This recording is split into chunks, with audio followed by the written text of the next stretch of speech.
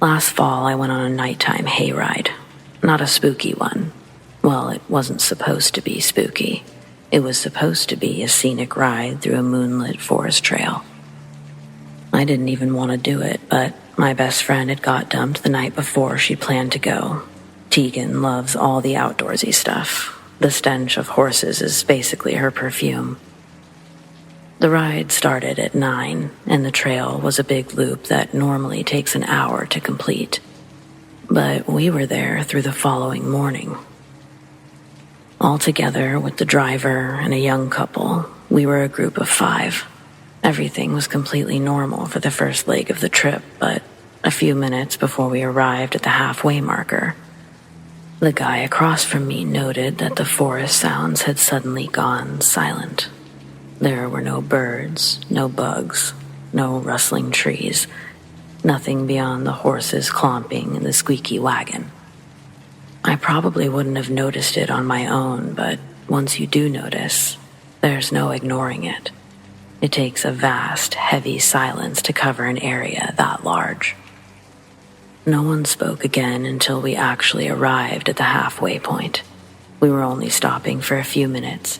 There was a little bench for anyone who wanted to take pictures or just look around, and a bathroom. But as we started to climb back into the wagon, that strange, eerie silence was broken by a high-pitched scream. Both of the horses suddenly went crazy. The driver was just as shocked by their behavior as everyone else. He assured us that the scream had only been a bobcat, something that the horses heard on a regular basis. After several minutes of trying to calm the horses, they finally began to settle down, but the driver didn't want to risk an accident. Instead, he called his son to come get us in a pickup, and after giving us the update, he stepped away to make a second call. It was during that time that the rest of us heard a muffled cry from deeper in the forest. It was different from the bobcat scream. This was more akin to someone shouting for help with their mouth gagged. The 4 of us stared into the dark forest without moving for what felt like several minutes, until Tegan called out, "Hello? Is anyone there? Do you need help?" "Hello? Anyone there? Help!" The reply was instant, and though garbled, it was clearly a woman's voice. She sounded desperate, as if she'd been struggling against someone or something. I was getting ready to call 911 when the guy who sat across from me suddenly darted into the woods. His girlfriend called after him, but he didn't even spare a glance back. We heard him call out to the woman just once more, and then we never heard from either of them again. The driver noticed the commotion at the same time that his son was pulling up, and I'll never forget the look of sheer terror on his face as we explained the situation. We wanted to search the woods ourselves, but he wouldn't hear of it. He just said that it was too dangerous to go into that part of the forest after dark. Even search and rescue wouldn't come out until the next morning. But they never found any sign of that poor guy. I just don't understand so many things that happened that night. I don't understand how someone is right in front of you one minute and seemingly gone from the face of the earth in the next.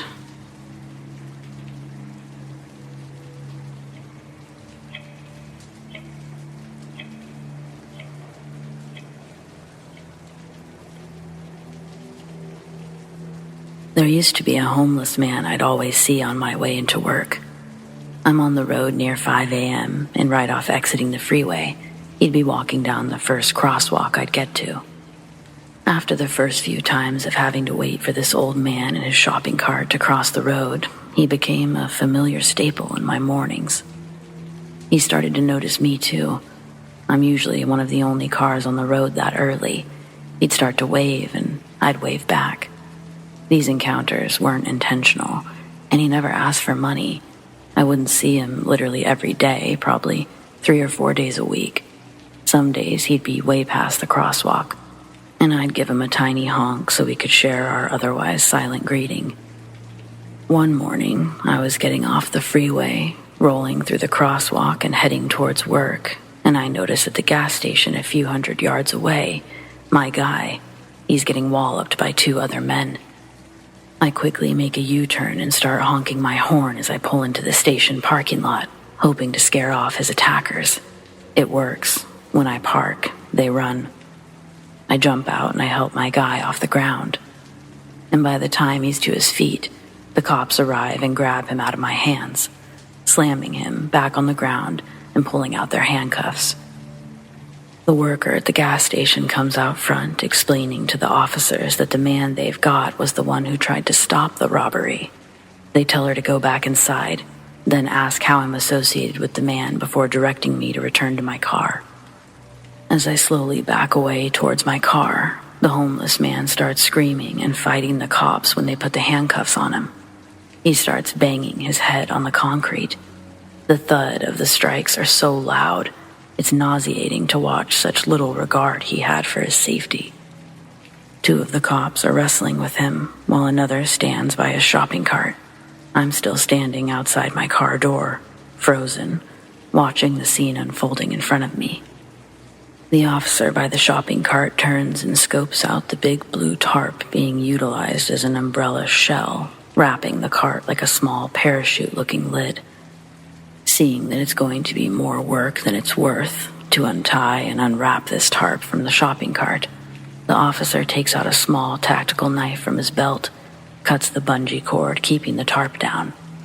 The cord snaps with the release of pressure, and the tarp is ripped to the ground.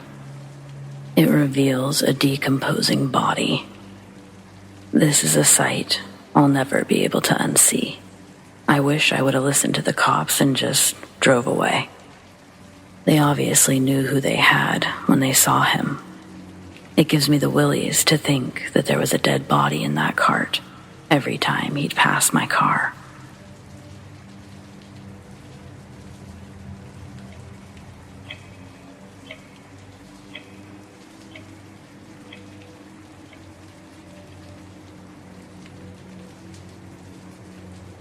Every hood is haunted. I think it's actually an atrocity that I don't hear more stories about people claiming they're haunted projects. I'll get to the real story, but understand I had experienced weird shit in the hood for as long as I could remember. In the streets, especially in areas near the school, you'd see these wispy things. I say things, but man, these were people. Ghosts. You can just see that shit on a Saturday night for free. They didn't mean harm or anything, they just seemed to exist. Some people were too scared to hang around long, but enough of us had seen them to know the place was haunted. I really thought everywhere was haunted. I still kinda do. But this story, it's not about those wispy things. It's about something I couldn't quite wrap my head around. Still can't. Our apartment complex in Baltimore had a little concrete, overgrown quarter court with a beat-up wooden backboard and metal chain hoop. I was an only child, and my mom worked a lot, so I'd spend most of my afternoons into evenings out there shooting on the makeshift court. I'd be out there until it would be too dark to see the hoop, and the ball's ricochet became dangerously hard to track. I'd be 11 after celebrating my birthday a day prior. My mom purchased me a glow-in-the-dark basketball. Real ballers know about night bright balls. If you're not a real baller, they were basketballs that you'd have to leave up near a light source for a long time, and then when you turn the light off, the basketball slightly glows for a while, enabling you to kind of play basketball in the dark outside. The hoop is still pitch black, but you can see where the ball went. I'd left mine under a large desk lamp all that day, and I waited for the sun to set before I walked down to the court. The dim, soft glow of my basketball kept me hyped, even though I realized my childlike expectation would exceed the actual illumination limitations of the ball. When I got to the court, the sun was still setting, and by the time it was fully dark, the ball had started to lose its vibrancy. So I started to take my last few buzzer-beater scenario jumpers before calling it good for the night. I'm back in the grass for a deep 3. After I release the ball, I watch the soft light sail through the black. All I can clearly make out is the ball, and as I watch its arch sink, I hear the chained hoop swoosh and rattle. Right after it goes through the metal net, it stops in midair, like someone had silently caught it standing under the hoop. The ball is frozen above the ground. It's almost like my eyes couldn't process what I was seeing. I didn't know whether to be scared or gracious that someone had caught my ball before it bounced away. From where I'm standing, I lift up my arms and I shout, "Hey, can you toss that back?" I stayed where I was because I half thought that I might be getting robbed, because that ball didn't move. At age 11, I'd already been threatened with a knife by an adult and engaged in my fair share of fights. I've won some fights, I've gotten my ass beat as well, but I've never ran. Even at that age, I was headstrong. So when I perceived this as someone messing with me, I took a step towards the floating, glowing basketball. I still couldn't make out who this person was holding the ball, so I took another step and said hello again. My eyes are fixed on the ball as it suddenly falls from the air, bouncing to the ground with its original intended impact, like unpausing a movie. The sharp sound of its rubber bounce echoes off the apartment walls, and the sudden noise makes me literally jump out of my skin. As the echoes ceased, the court became quiet. Too quiet for my liking, so I decided to dip home, almost forgetting my ball. As soon as I turn around to grab the thing, it's actively rolling towards me, still quiet as fuck. I hesitated to grab the thing. It's one thing to face someone twice your size, but it's a whole new deal facing something with no face at all. Fuck it. I left the ball. I didn't run home, just made it there at a leisure pace. But damn, I wanted to run. I remember lying to my mom. I don't know why, but I figured she wouldn't believe my story, and if she did, the only part she'd care about is the fact that I'd left the ball there. Let's just say that she's not afraid of no ghosts, but that's her, not me. As far as she's concerned, it was just another day in the hood when someone bigger than me took something they wanted. Kind of screwed myself out of nightballing, though.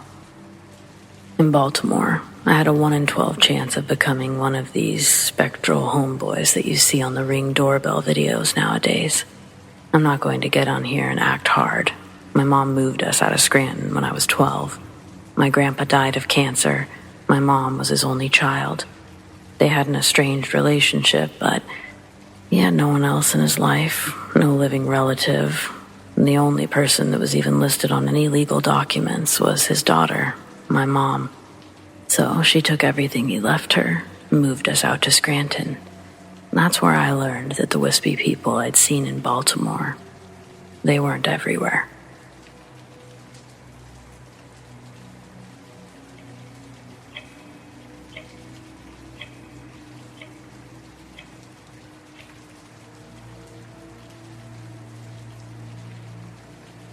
My therapist gave me a list of suggestions for how to cope with my recent trauma. The least painful recommendations included sharing my stories with a support group and journaling. So it seemed like Reddit was a good place to kill two birds with one stone. A few weeks ago, I almost died. It wasn't an accident or a random attack. It was a planned attack to end my life.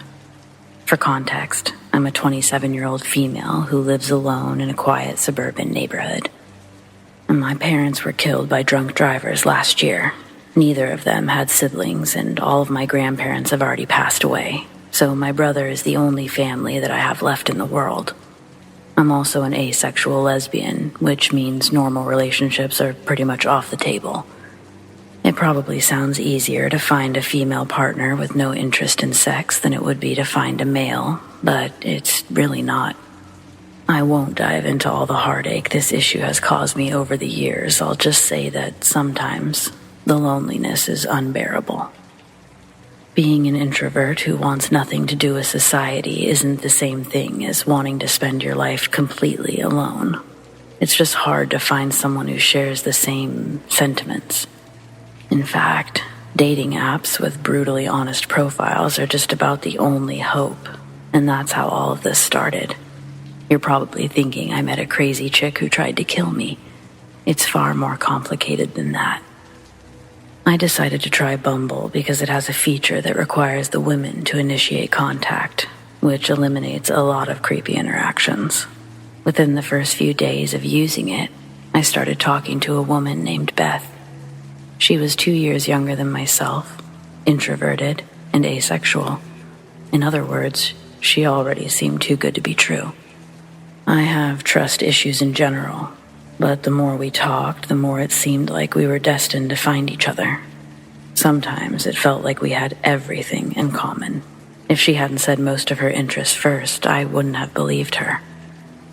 Over the next 4 weeks, we talked more and more, until the hours spent working and sleeping were the only times we weren't in contact. I wanted to graduate to FaceTime or at least phone calls, but Beth always shot the idea down. She had a list of insecure complexes. And since I have a hefty list of my own insecurities, I chose not to pressure her. The only thing I really cared about at that point was meeting her in person. We lived an hour apart. Neither of us wanted to add the stress of being in public on top of the stress that comes with a first date. Unfortunately, women are just as vulnerable to gender bias as men.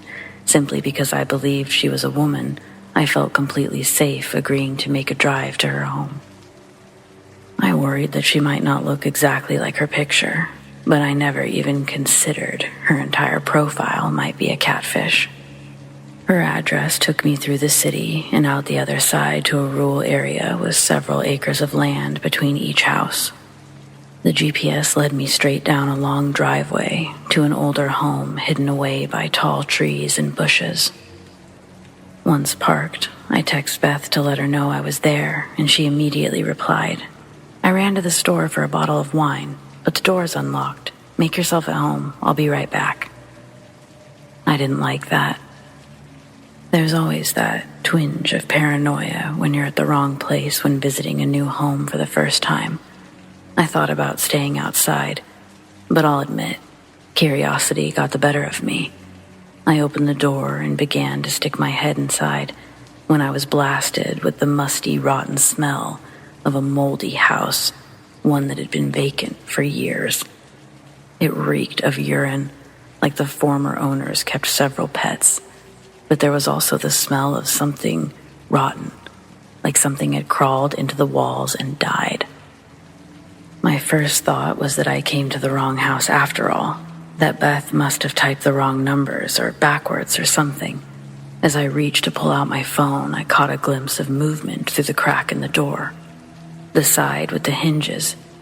It was truly a miracle I managed not to scream, but I could just make out someone's eye staring at me through the crack. They were hiding behind the door, waiting to grab me when I stepped inside, and I'd been so close to doing just that. The person didn't make any moves to indicate that they were aware of being spotted, so I proceeded to take out my phone as if checking the time. I needed to get out of there. But I was afraid of being chased if they thought that I was leaving. Instead, I went to the door once more, but stopped at the last second saying, "Shoot, forgot my drink." Then, as casually as possible, I walked back to my car, locked myself inside, and punched the gas. I had to turn around before I could go, and as I put the car into drive, I saw a man charging at me with a baseball bat. He was only a few feet away. When I finally got pointed in the right direction, he had time to shatter one of my taillights as I sped away. But I call that an extremely small price to pay, considering what could have happened out there. I drove straight to the police station and told them everything. I showed them all of my messages from Beth, along with the busted taillight, and they opened an investigation. The whole time I assumed the man who tried to kill me was just some deranged serial killer that I was unfortunate enough to cross paths with. But that wasn't the case. Police arrested the man who attacked me a few days later. He was hiding in the same area, just a different empty house, probably one with a better smell. When they ran his prints and DNA, there were several matches for unsolved murder cases all over the country. They had enough on him to warrant seeking the death penalty. So he was eager to make a deal. As it turns out, he was a hitman. My brother created Beth's profile, cultivated a relationship with me, and hired a hitman so he could have my half of the inheritance. According to him, it's all wasted with me because I'll never do anything with my life. And maybe he's not wrong, but that doesn't give him the right to kill me.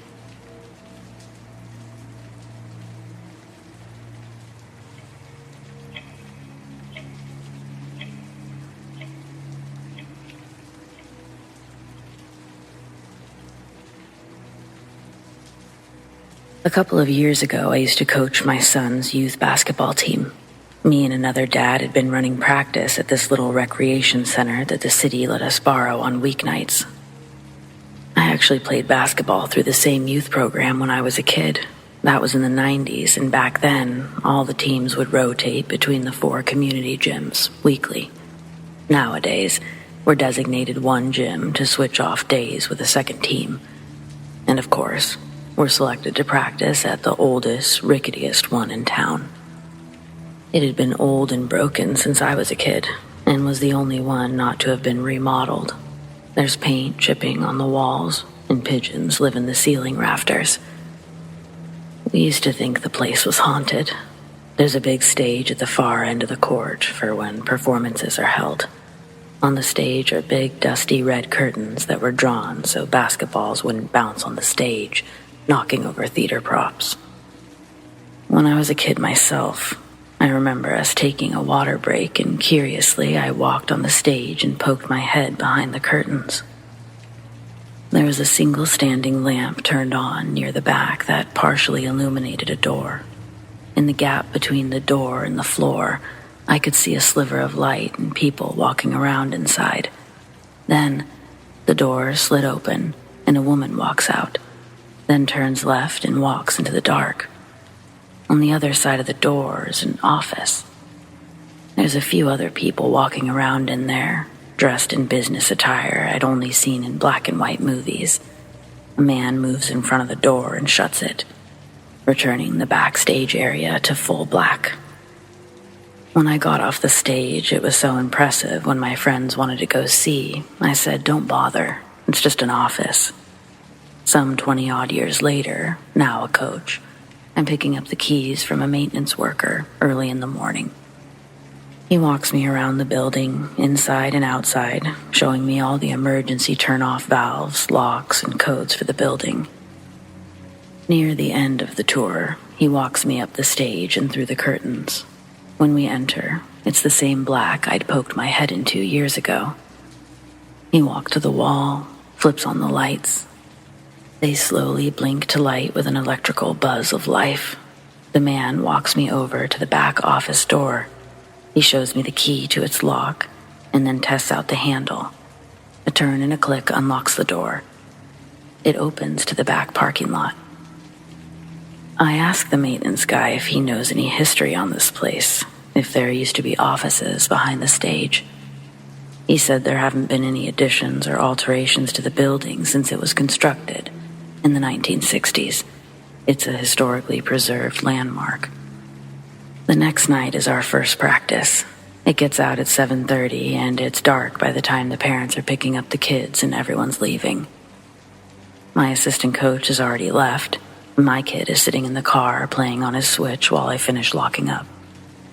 The front lights have already been turned off, and I just turn off the main set of hanging lights on the opposite side of the gym. Then I turn to walk in the dark to the front doors. Halfway to the exit, I hear the sound of a muffled dog's bark. The noise echoes through the empty gym and startles me off my feet. I'd just been through the whole building. There's no way a dog could have gotten in. I decided to continue out the doors instead of looking around. When I get to the car, I ask my son if he hears any dogs barking. He says no, but then directs my attention to just beyond our headlights.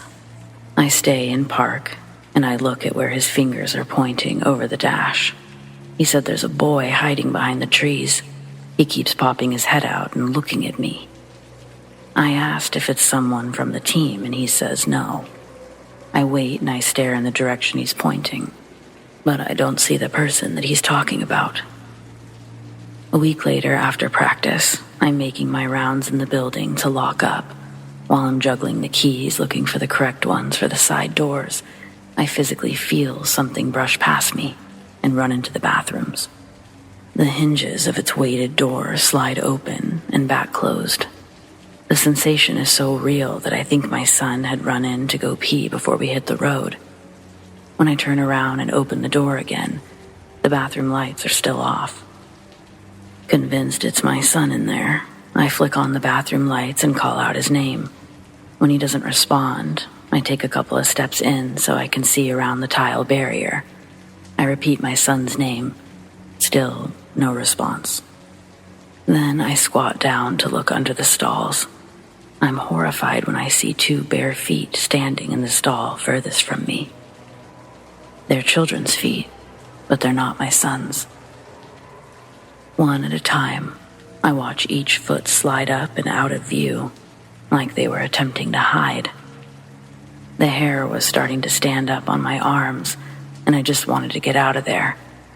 But I worked up my courage and walked over to the stall where I saw the feet, and I knocked. The door swings open from my tap, and it's empty inside. The bathroom suddenly felt like the temperature had dropped. Within seconds, my breath was visible in front of me. When I turned out the lights and left the bathroom, the rest of the gym had stayed the same temperature. I could immediately feel the difference the moment I left the bathroom. The youth program has an all-coaches meeting every other week. The other coaches that were seated at the table with me all know each other, so I'm excluded from most of their conversations until the table was asked about what rec gym we'd been assigned.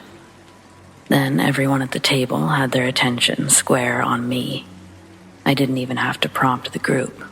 They all had stories of their own from time spent at that gym. One of the coaches tells the group that he'd gotten there a half hour early to set up for practice. When he flips on the lights, the floors were covered with hundreds of dead pigeons. Another coach says that years ago, the whole gym started filling with black smoke. It smelled like fire. He and all of the kids ran outside, but they didn't see any flames. His assistant had run across the street to use the corner store's phone and call the fire department. The building was inspected from top to bottom. They weren't able to find any fire damage. There wasn't even any indication a fire had occurred. But the gym still reeked of pungent smoke the whole season they practiced there. It was like an AA meeting with all of us sitting around the table sharing uncomfortable stories, confiding in each other. I was feeling a little off my rocker before I heard their experiences. I told them about the kid, and one of the coaches tells me that he used to hear the sound of children running around, playing on the stage when he'd be leaving. Although it was nice to hear I wasn't alone in the weirdness, it didn't help the fact that I still had to be there for another 6 weeks. I'd end up making a routine for myself in the way that I'd close down for the nights. All the lights were set up so sporadically throughout that place, I'd have to make crisscross patterns across the gym floor multiple times to strategically flip off each switch in order for me to stay closest to the double doors when the last lights went off. My wife suggested I burn sage while I was there, so during practice I'd keep it in a shell burning on the stage. After doing it a couple of times, the atmosphere started to feel cleaner. I thought that it did the trick until the shell was slid off the stage. The sage had been put out too, which is a difficult thing to do. After that, I was like, whatever, I'm done trying. The rest of the weeks, I made it an art how fast I could get out of there.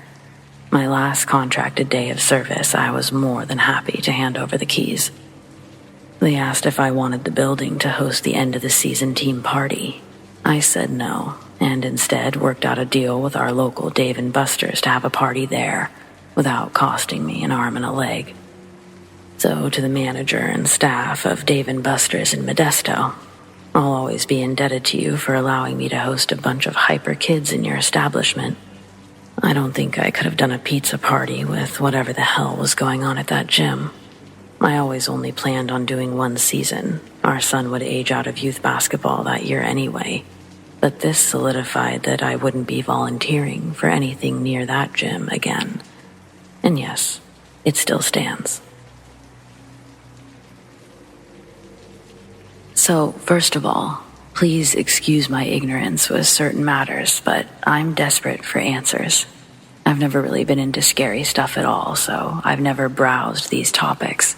But I'm hoping someone has an idea of what I saw. In case it matters, I'm a 23-year-old female, and I just moved to Oregon 6 months ago. I'm originally from Maine, so obviously that's been an adjustment, but in a good way. I love my new home and job. I've made amazing friends, and I'm dating someone new. But then there's this other thing. Well, first, before you suggest it, you should know that I've never had any mental health issues. I've never been depressed or overly anxious. If anything, I had the most normal, boring life you could possibly imagine, until recently. I live in a semi-wooded but suburban area. I have neighbors, but we have a small stretch of woods between us.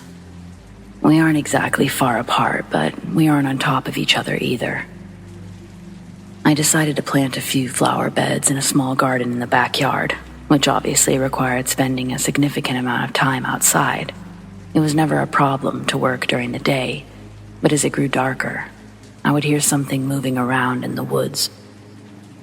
It sounded too heavy to be a raccoon or anything like that, so I thought it was one of my neighbors, and that kind of freaked me out, especially since the later it got, the closer it seemed to come. That part really freaked me out, so I started gardening as early as possible, but my work schedule wasn't always very sensitive to this necessity.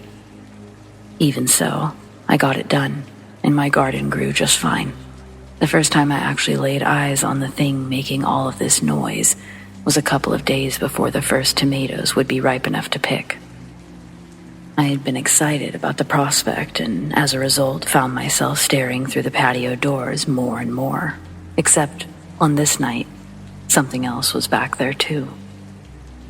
At first I wasn't sure what I was seeing, so I turned on the floodlights, but then I couldn't believe what I was seeing. In the middle of my backyard was an extremely pale humanoid figure, crouched down on all fours, but it looked to be about the size of a large man. It had no nose, no mouth, but there was a shining green eye in the center of its forehead, with two more on either side of its head. Maybe they weren't eyes, but they were glowing. I've never been so terrified in all of my life. I called 911 and got as far as, "Help, there's a..." before realizing what I would sound like if I told the truth. Ultimately, I worried they wouldn't send anyone if it sounded like a prank, so I said there was a strange man in a mask crouched in my backyard. I desperately wished for it to be the truth, but I just didn't see how any human's arms could be that long. I hid in a closet until the police arrived. They searched the woods around my house, but whatever I'd seen was gone. The officer said it was probably just a neighborhood kid fooling around, and to call back if I saw anything else. Well, there wasn't anything else until 3 nights later. I was sleeping, but the sound of the squeaking floor began to seep into my dreams, and the long creak of the bedroom door brought me back to reality. I didn't move at first. My mind was too foggy to immediately comprehend the danger behind such sounds, but my eyes soon shot open with the harsh realization, and I screamed at the sight before me. The creature was standing in my doorway, just watching. It didn't move, and neither did I.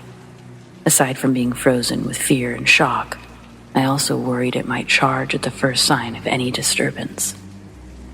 I'm not sure what time it was when this happened, so I can't say for sure how long we stayed like that, but it was almost 4 a.m. when the thing finally left.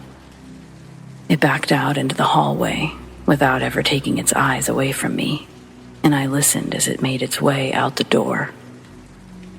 Ever since that night, I've kept everything locked and placed a burglar bar on my sliding glass door, So far, it hasn't gotten back inside, but I've seen it in my yard twice since then.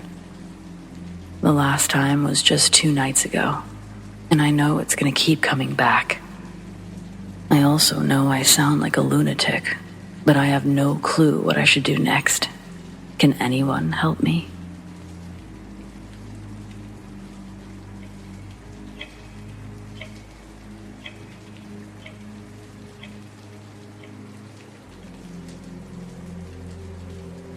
I wasn't sure before about changing the names, but I figured it's probably more respectful to do so yes, names have been changed in this story.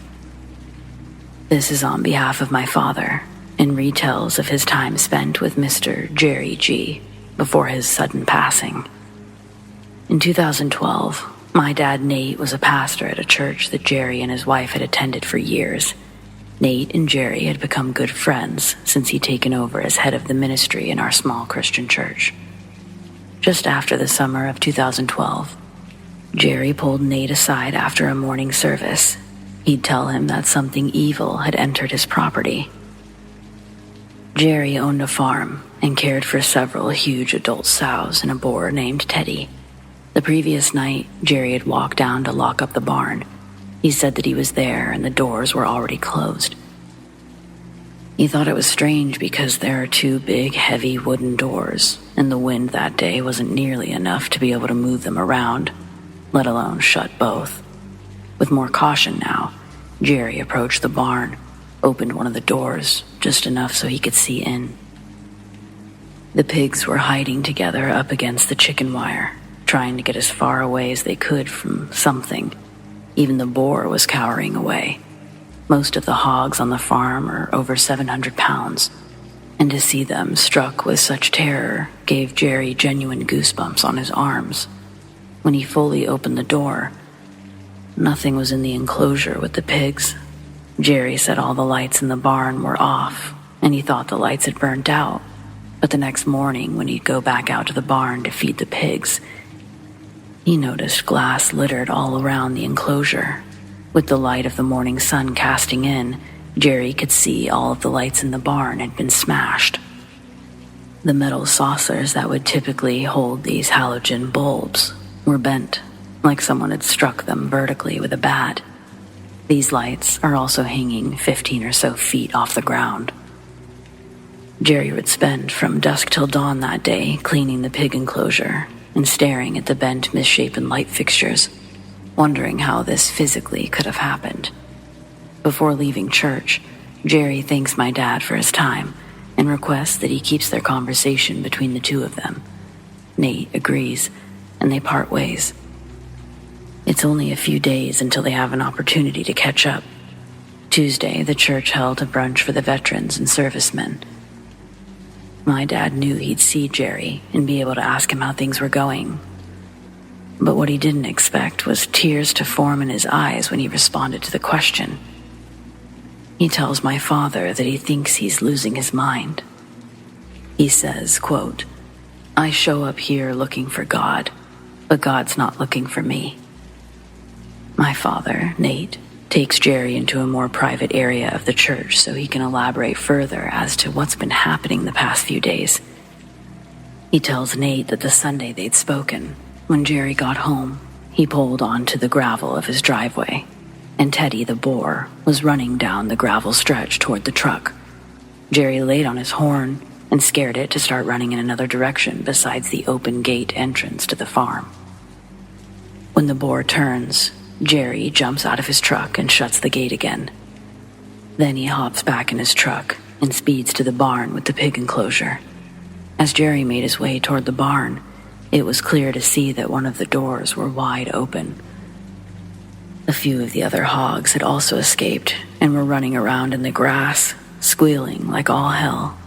When Jerry pulls up and shines his headlights into the barn doors, what he saw was a woman hanging inside the pig enclosure. The sight made his heart skip a beat, but when he pulled his keys from the truck's ignition, the headlights turned off, and the woman was no longer there. But he could see now, both gates in the pig enclosure had been opened. One pig remained inside. Jerry thought it was dead. Its eyes were opened but glazed over, and there was a trail of blood that slowly leaked from its snout. But when he checked for a heartbeat, he was astonished to hear it beating normally. No amount of pushing or pulling could get this hog out of its trance. Odd behavior like this in farm animals usually means death is around the corner for them anyways, so Jerry would leave feeling terrible, thinking he'd have to be making arrangements for his pig that afternoon. Jerry rounds up all of the other hogs who had escaped and by this point had already reached the furthest corners of his property. When all of them were accounted for, Jerry goes back to check on the pig he'd originally found by itself. It's moved, and by following a trail of blood, he spots a big hog standing with its head against one of the barn walls. This is when Jerry would grab Nate and with true sincerity in his voice tell him that the pig was speaking words. Not grunts or low oinks that could have been mistaken for words, but actual sentences. Then it collapsed again. Jerry didn't wait for it to get back up. When he got back to the truck, he'd grab a big sack of pig food, cut a hole in the middle, and thrown it into the enclosure before locking up. The next morning, when Jerry opens up the barn doors, the pig that gave him a scare is up, acting perfectly fine. He noted that there wasn't even a bloodstain on its nose or skin. Nate asks if he'd like assistance from the church to bless his property, but Jerry refused. The last thing they said to each other was that they would see each other on Sunday. Sadly, that meeting would never take place. Thursday of that week, Nate receives a call from one of the church members telling him that Jerry had passed away. Nate asks what happened, and she doesn't have many answers. A family member says that they were over to visit on Wednesday when he'd left to go feed the hogs, but he never returned. Hours would pass by before the family member would set out on a search for him. They'd find Jerry's dentures and pieces of his body in the pig enclosure. Most of his remains had been consumed. Over the next few days, my dad would read the newspapers that pathologists were unable to identify a cause or manner of death, stating that it's possible he could have had a heart attack or been knocked over by one of his animals before being killed and eaten.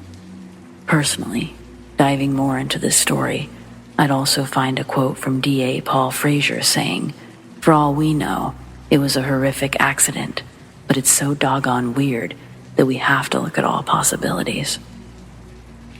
I've always been curious if Jerry ever told anybody else about what was happening on his property. Would it have changed things? Probably not, right?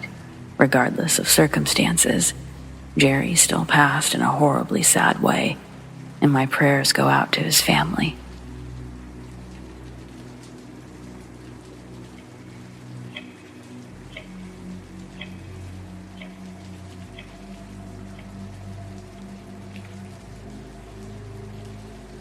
Tonight I had Cinnamon Toast Crunch for dinner. I set the bowl, milk, and cereal onto my table, and then returned to the kitchen for the spoon I'd forgotten. None were in the drawer. The next place I looked was the dishwasher and noticed it hadn't been started yet. So I grabbed a spoon from the silverware rack in the dishwasher and washed it by hand with a sponge. When I was satisfied it had been thoroughly cleaned, I returned to the table. But when I'd gotten there and sat down, there was now a knife in my hand instead of a spoon, even though the spoon had never left my grasp from the sink to the table. Somehow, when I sat down, it was a butter knife that I was holding. It's one that I haven't seen before either. Me and my roommate only have a couple sets of dishes, and none of our utensils have wooden handles.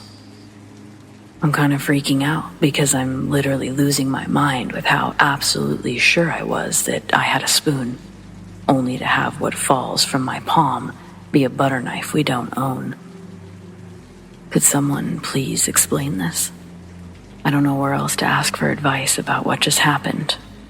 If anyone's got any answers, I'll be up late tonight, eagerly waiting.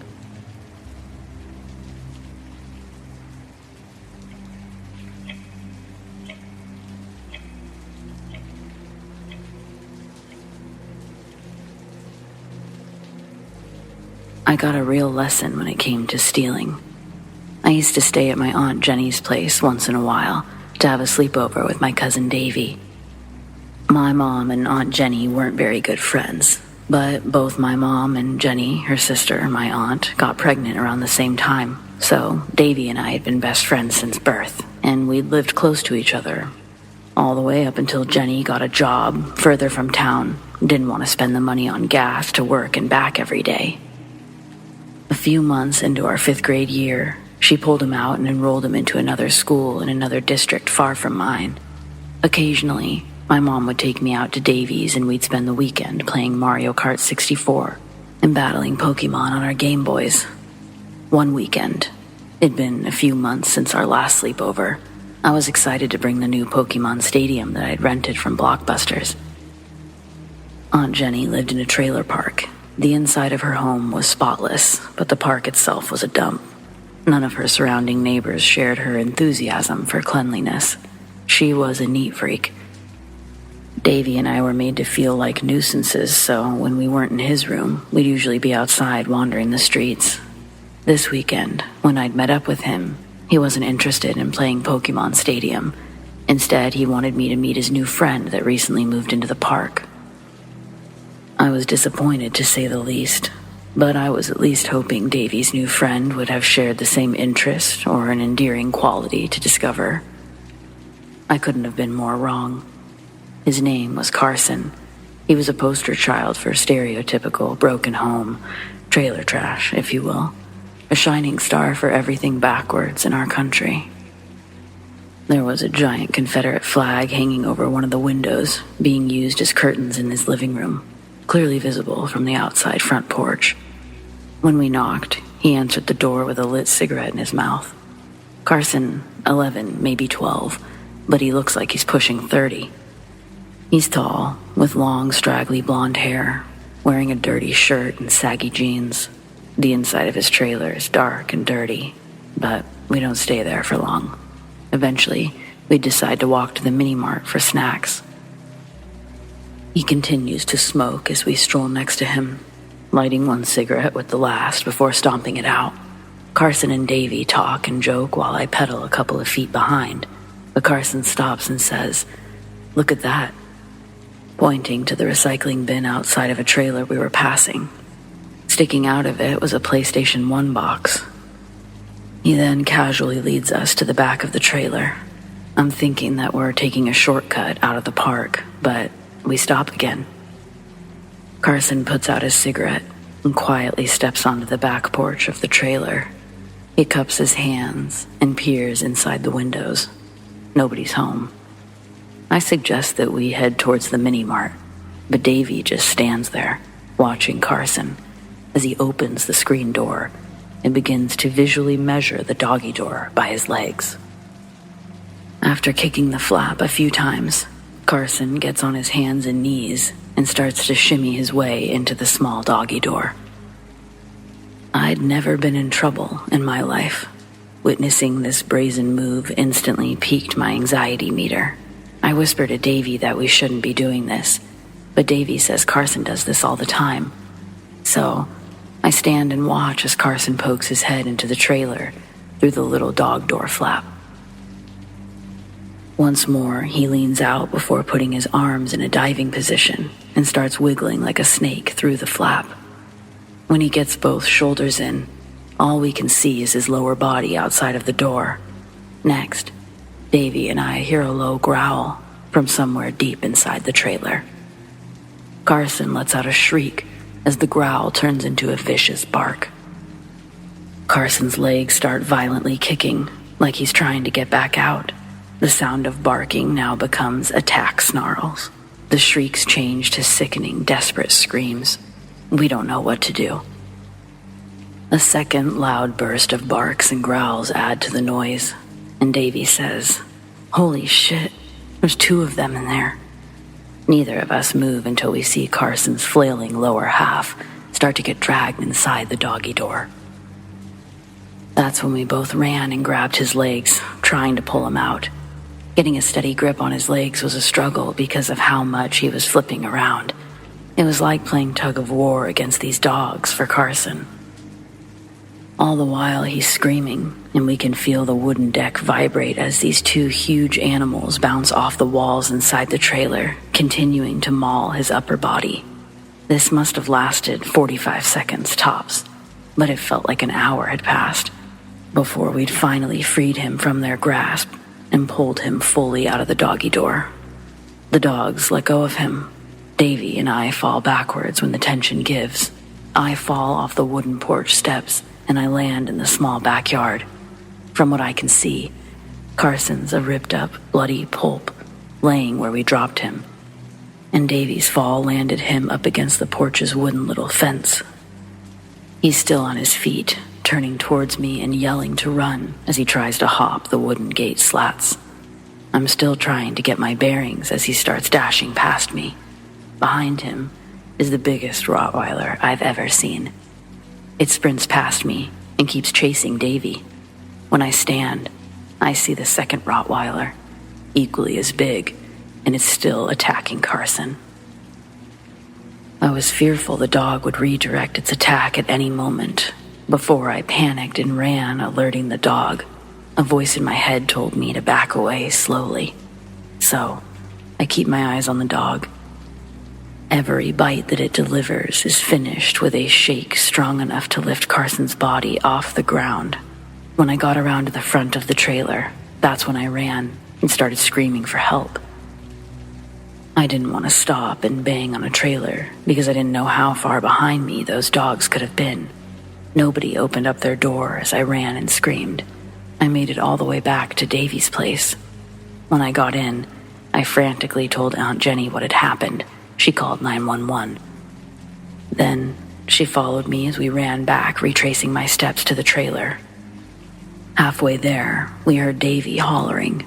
We'd follow his voice to find him on top of a dumpster, kicking at a relentless Rottweiler, attempting to jump at him.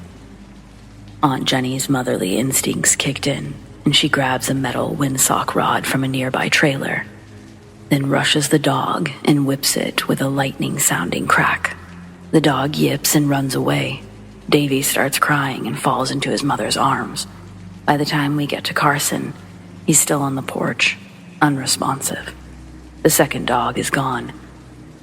Jenny slides a planter in front of the doggy door and starts CPR on Carson. She tells me to go out front and flag down the ambulance. Davy's in too much of hysterics to be of any use, so he stays with Jenny as I run back through the trailer park to direct the ambulance where to go. Thankfully, Davy didn't get caught by his pursuers, so he didn't have to go to the hospital. My mom drove out and picked me up that night after hearing what happened. That's also about the time Davy and I grew apart. My mom didn't let me go over there anymore, and before social media, it was hard to stay in contact past phone calls. I did find out that Carson survived. He had to have reconstructive surgery and lost one of his hands from the attack. I can't imagine what actually took place inside while we were trying to pull him out. The terror he must have felt, I just can't imagine.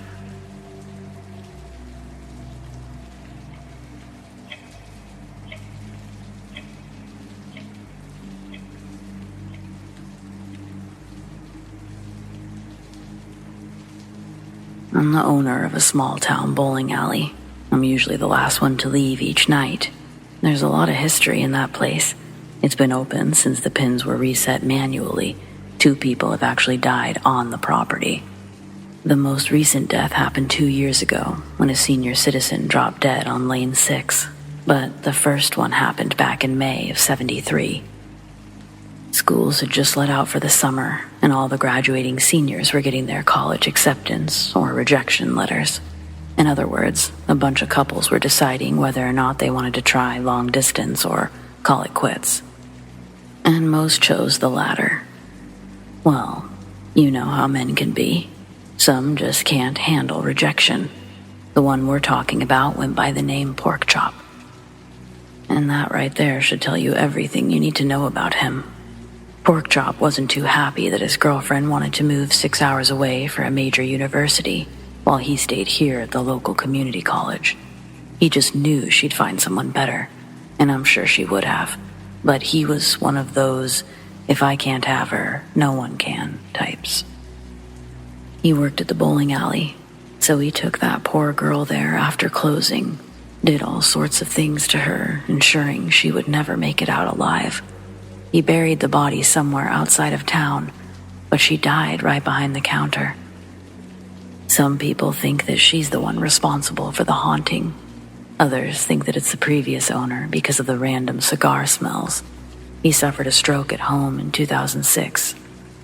But he poured so much of himself into the business that folks like to think that that's where his soul settled. I personally believe all three candidates stuck around. I've seen too much to think otherwise. Minor things like the cigar smell, random cold spots, or small items falling over happen all the time, but the more blatant activity only occurs at night. I've had footsteps approach me from behind as I close the register. I've had pins fall over one after another, as if someone were knocking them down as they walked across the lanes. And I've caught a glimpse of shadow figures. But last week was the first time I heard a scream. I was just turning off the lights and heading towards the door when it happened. The short scream was filled with agony and desperation before ending abruptly, as if someone had clasped their hands over the woman's mouth. It was so quick that I immediately began to question. Was it my imagination? Logically, it felt like the obvious conclusion, but it was just so real.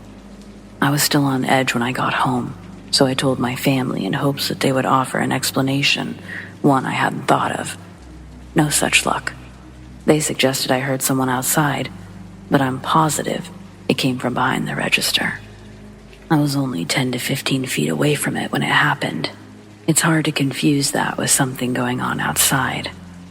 Over the next few days, I gradually forgot about the incident and life went back to normal. Until Tuesday. I was alone once again, but it had been a quiet night, so my guard was completely down. When I was leaving, I noticed a child's ball sitting on the floor next to the ball return, but as I walked towards it, it slowly began to roll away. I watched as it curved ever so slightly to line up with the middle of lane 6 and continue all the way to the pins. It never picked up speed. It maintained the same crawling pace all the way till the end. Only a few pins were knocked over by the ball's path. But after it fell into the return, the remaining pins toppled over, one by one. So yeah, unless the man who died on lane 6 loved cigars as much as the previous owner, I think we may have 3 ghosts in this place.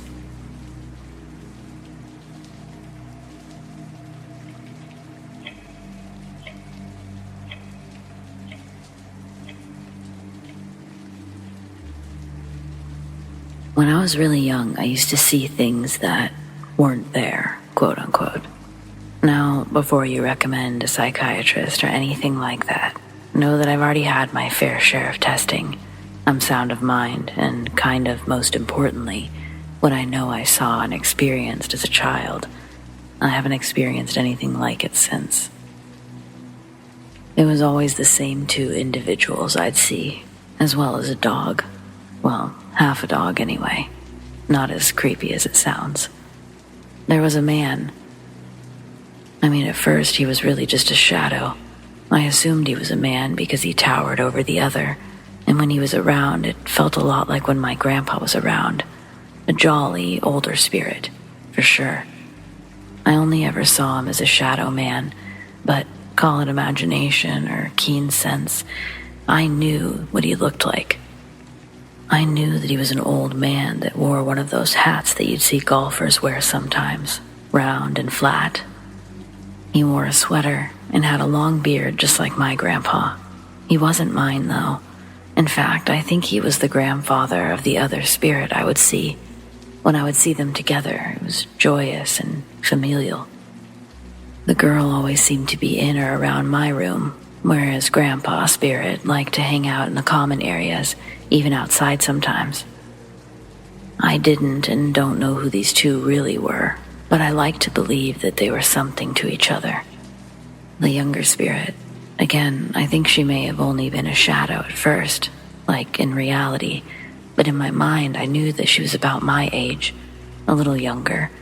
She had blonde hair, brown eyes, wore a light-colored pink or purple dress with white stockings.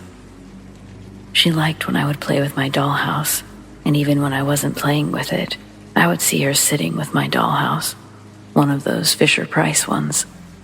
She was there, sometimes in the day, sometimes in the night, but I sensed that I always sort of felt their presence, if that makes sense. Okay, lastly, the half-dog.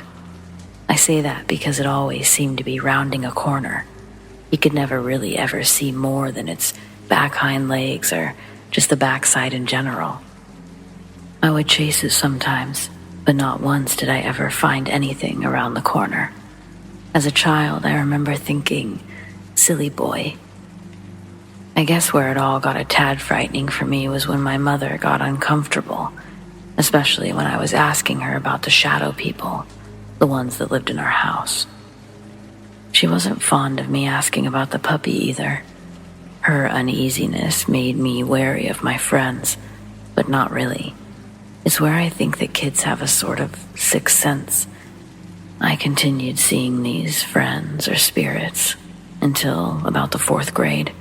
We moved out of that house a year later, but I remember thinking for a good time before that, I wonder where they went. I don't share these stories because I found these spirits harmful or scary, but because I genuinely want to know if others have had experiences like these, maybe specifically when you were a child.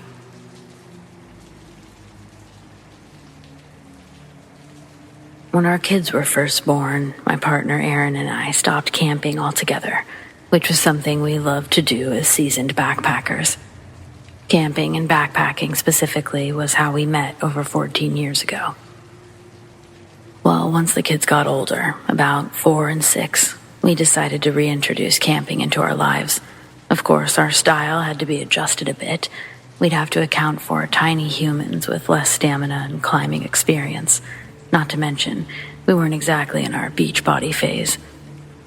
Instead of off the beaten path, we opted for something more family-oriented. KOA. Growing up, I'd been to a few KOAs, all of them nice from what I could remember. As a kid, I remember lots of other kids being there. A place to play games inside, outside. It had a very homey feel versus middle of nowhere. And that was going to be perfect for our first little trip as a family. This particular KOA was set out in eastern Washington. Absolutely beautiful. We'd initially wanted to visit Leavenworth, but due to the size of our party and our lack of planning, we ended up in a spot that wasn't our first choice, but we felt pretty darn happy with the location. We managed to get a cabin close to the Yakima River, making the spot several degrees cooler than the cabins set away from the water. We'd brought our own portable fencing to help wrangle the kids in a general area. But upon arrival, we realized that there were plenty of obstacles and fences, even man-made barriers. Still, Aaron decided to set up the portable fence anyway, specifically around the cabin, blocking the stairs. The campground was truly nice. We had a good time socializing with other families, and our kids made friends with their kids. It was a good time. In retrospect, there was someone who rubbed us the wrong way, if you will. But in such a setting, it's easy to dismiss these things as a misunderstanding. A man, probably in his 20s. My partner and I were in our mid-30s at the time, and he looked clearly younger than us. He had a puppy. That wasn't the part that rubbed us the wrong way. It was when he brought the puppy over to our family area. He didn't walk up to the cabin or anything, but he seemed to hang around it. Naturally, when my partner approached him, my kids flew over there to see the puppy. They know better than to touch without asking, so they asked if they could pet the doggy. And instead of just saying yes, he said, "Yes, but you have to tell the puppy your name." Seems innocent enough. The kids tell the puppy their name, pet the puppy, and eventually he moves on. He didn't exactly acknowledge us adults, but he didn't linger too long, so I I wish I could say my mother's intuition kicked in early, but it didn't. After a day of playing in the sun, I was ready to crash. After sharing some burgers with a family camping near us, I went to the cabin and passed out right after sunset. The next time I opened my eyes, it was full dark outside. My little ones were squeezed between the two of us on a suddenly uncomfortable queen mattress. We'd set the kids up at their own bed in the living room area, but clearly my partner had a change of plans or lost the nighttime battle. I wasn't sure if it was from passing out early or being in a now claustrophobic bed, but something woke me up. I laid there debating if I was going to go steal the kids' bed or just try to fall back asleep, and I heard something. It was both familiar, yet I knew I shouldn't be hearing it. The gate. That portable metal gate my partner insisted on putting up was being moved carefully. The thing is, with that thing, it's impossible to be silent. It became clear to me before I even got out of bed. Someone had essentially breached the makeshift barrier to the cabin. The next step was the front door, which I had no idea if it was locked or not. Quietly, I inch out of bed, sliding onto the floor. Now I have a view of the front door. Not good enough to see if it's locked. It's so dark. I grab my cell phone just in case. As I do, the door handle makes the classic jiggle sound one makes when attempting to open a locked door. This caused my palms to get sweaty. My hearing is going weird. I'm officially freaking out, but I stay still. From the bedroom doorway, I can see the whole main living room area. To my left, I saw the silhouette outline of a man peering through the side window. They couldn't see me, but seeing him was all I needed to wake my partner. I crawled back towards the bed, shook Aaron, and thank goodness this room only had one small window in the bathroom, so I knew no one could see us. Aaron wakes up and without hesitation walks into the living room area, where the guy is still peering in. Instead of opening the front door and confronting this person, Aaron walks right up to the window. Now, apparently this person can see inside, because I watch the silhouette back away quickly. Now, Aaron's already got shoes on, making a beeline to the front door of the cabin, yelling back to me to call KOA security. Quickly, I find the number we'd saved when we arrived. I call and explain the situation. They just don't seem that concerned, but they do say they're going to send someone. I hear Aaron exchanging words outside, but I'm hesitant to approach the scene myself, so I stay inside and watch from the side window. Aaron has the guy completely face first on the ground. I'm impressed and scared. Then I realize Aaron's talking to me, telling me to turn the porch light on. Switch by the door, he's saying. I rush to get the light. Aaron's still calling for me, so I rush outside. I see the man on the ground is the man from earlier, the one with the puppy. Aaron is very sternly asking the man to tell him what the fuck he was doing looking through the windows. The man doesn't answer, but he's clutching his bag to his chest.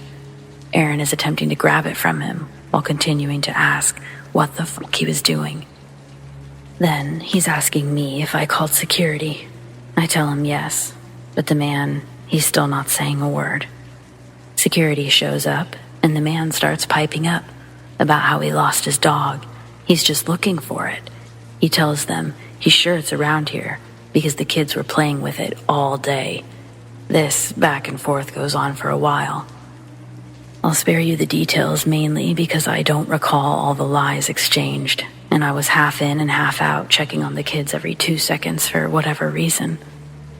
The end result was he wasn't arrested, since there was no police and apparently no crime. He was also barely questioned by security. They seemed to have more questions for us. At a certain point, I told security I think that maybe we should call the authorities because the guy is lying about so much stuff. I tell them I think he was trying to break in, and they tell me, but he didn't, and there's no evidence to suggest a crime, which was incredibly frustrating. Aaron even asked the security officer to check the man's bag. He refused, saying the man had done nothing wrong. So after too much time, the guy's eventually let go from security. He has his camping pass and blah blah. But Aaron watches and then follows the man to ensure that he returns to where he came from, which happens to be nowhere near our own cabin. He watches the man open his truck and take out the puppy. The man turns, holding the puppy, and waves at Aaron with a disgusting smile. This sends Aaron into a frustrated rage. Helpless, he takes down the guy's license plate in his phone. He calls the local non-emergency line to report as what he described as a sicko. They also asked several questions, to which Aaron answered, and by the end, they said there was nothing they could do at the time. No crime had been committed, as they put it, but they would take the information. Sleeping that night was out of the question, as needless to say, the whole thing left a shitty taste in our mouth. We both felt like there was nothing we could do except for leave, but we didn't want to wake the kids or do anything to scare them. Besides, we were awake now. No one was getting in. As we packed to leave in the morning, we were floored to see that the man hadn't left yet. He even had the gall to walk over to our area and tell us that he found his puppy, which naturally got the kids interested. And they wanted to see the puppy again, and naturally, we had to be terrible parents, saying no to the cute puppy. Aaron kindly asked the guy to leave. I'm sure some whispering was exchanged, but the guy walked away. Before leaving, and feeling rather helpless in this situation, we sort of made it our mission to warn those around us about the man. We filed an official complaint with the front office, not against them, but we wanted his information on file, best we could. And if nothing else, I think those staff members personally heard what we were saying. We figured that they'd spend their shift on edge, which is what we wanted. This guy was just looking for an opportunity, preying on people in a place where they may let their guard down, maybe forget to lock a door, or be wary of a stranger before it's too late. For the record, we've stayed at KOAs since this experience. I really don't fault them for their part. This type of thing could happen anywhere, and honestly, their security might have saved us. Which is why now we make sure to travel with some security of our own, or only camp at places where we have the luxury of a locked door. I really hope that guy is locked up somewhere, but just be vigilant out there, because you really never know.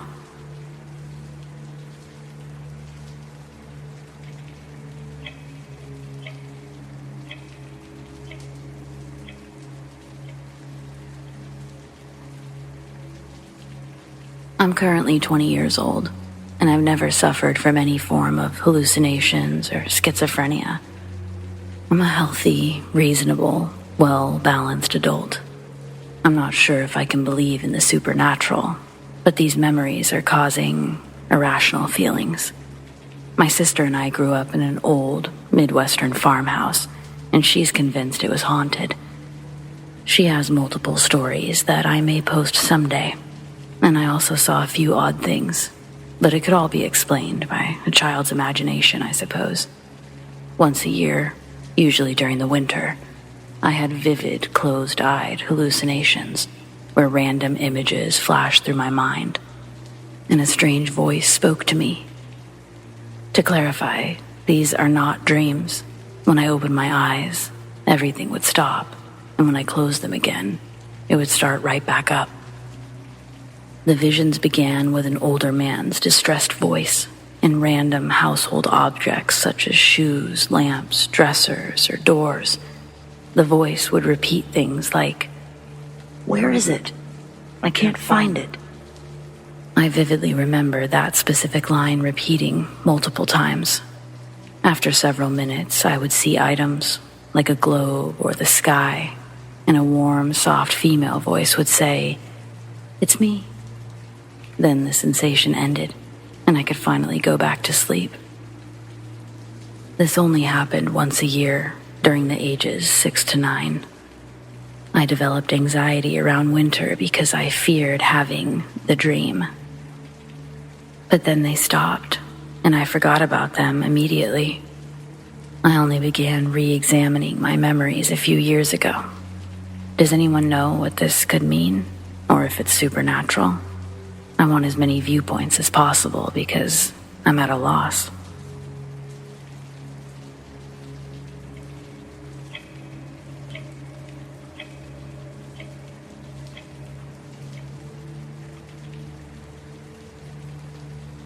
For a graduation present, my uncle gave me the keys to his cabin for a week-long trip with my friends. The only other time I'd been out there was the 4th of July weekend when I was 10, but I remembered my cousins and I having a blast. Mostly, I was just excited to be away from adult supervision for the first time. My friends, Carla and Madison, came with me. I think we were all hoping to stay longer than a week, but we never dreamed we'd want to leave early. There were other cabins in the area, but people didn't live there year-round. It should have been another few weeks before the summer crowd came out. The first day we focused on getting settled, and the weather kept us indoors for the second, but nothing unusual happened until the third. That morning, we walked down to the lake, but the water was too cold to swim, so we explored a little instead. The trail we were on circled halfway around the lake with several diverging paths to other cabins, most of which looked roughly the same as ours.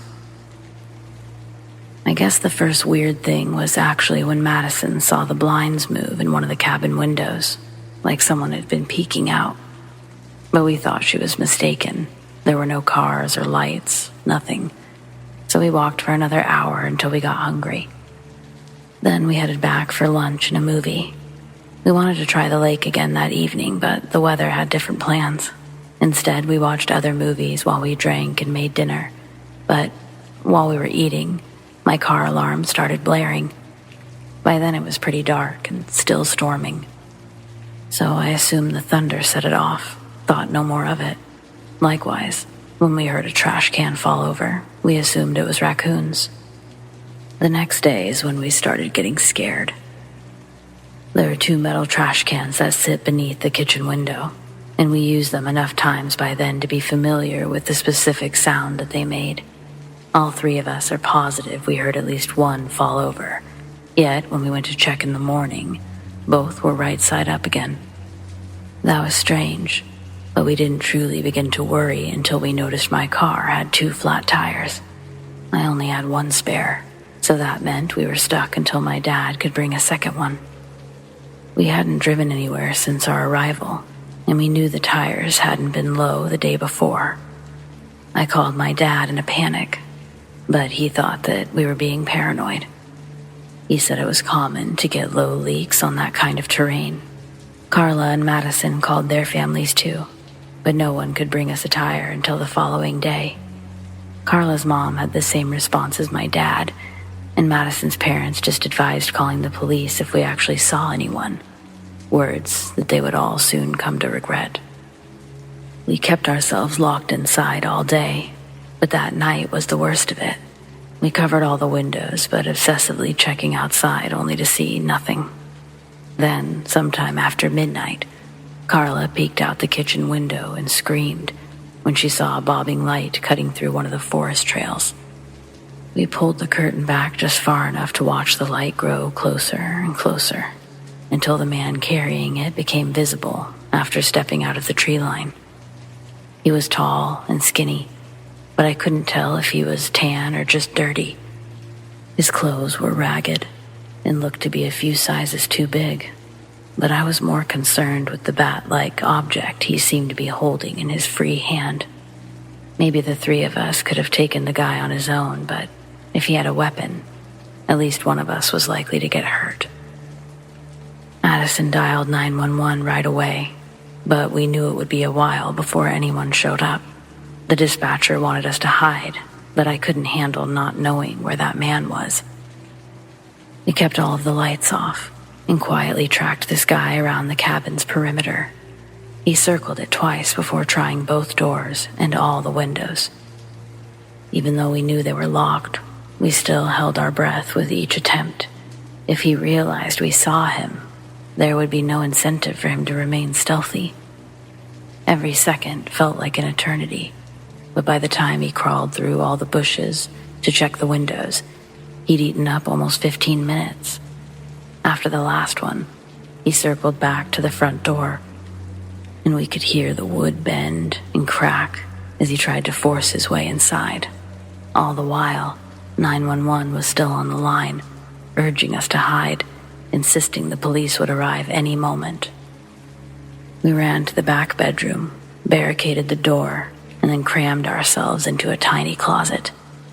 We had to stifle our screams when the front door caved in, and again, a few minutes later, when the man found our room.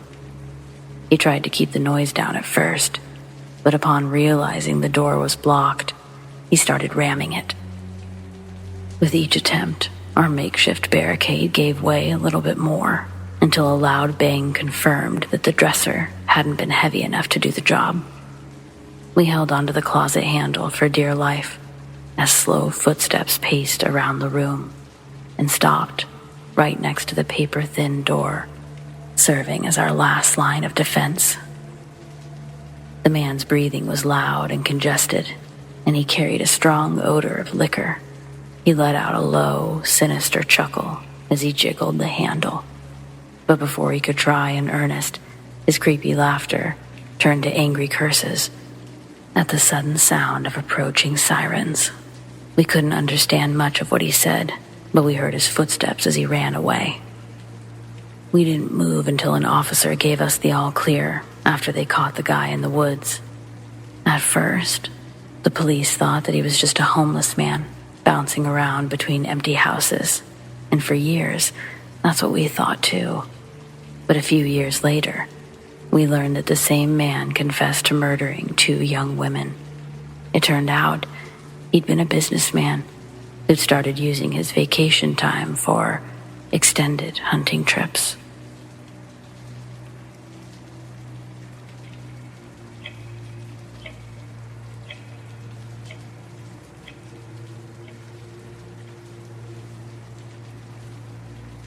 Does the Hat Man have a nemesis who's bigger than him?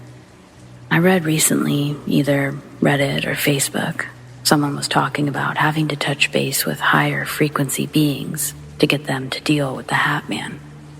I'm not sure how all of that works because I believe in God, and I believe that you should be able to get rid of him. Nonetheless, I've always felt a lingering, dark cloud. I saw the Hat Man when I was 6, and since then, my life has been an interesting one, full of bad luck, heartbreak, and a lot of paranormal encounters. Recently, I've had weird things happening.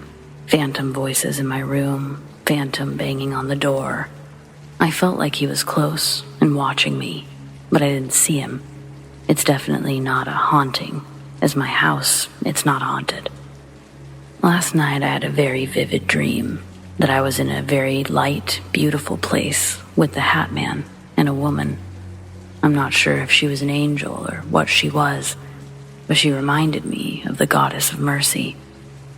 A woman draped in white and very stately, and it looked like a courtroom in the sense that even though everything was cloudy and light, she was seated higher, and to the left of her, the Hat Man was sitting crouched, as if in a dock awaiting sentence.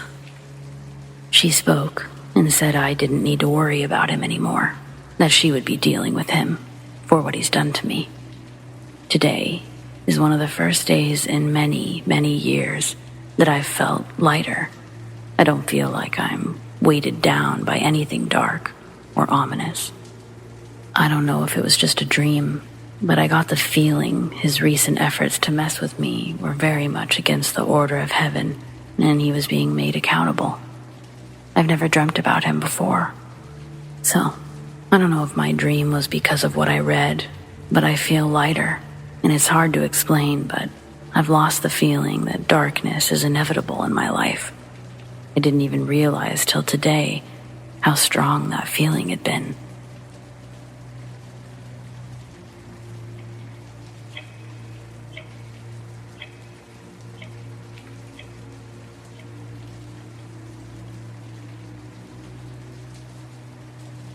I'm not really sure how to start this.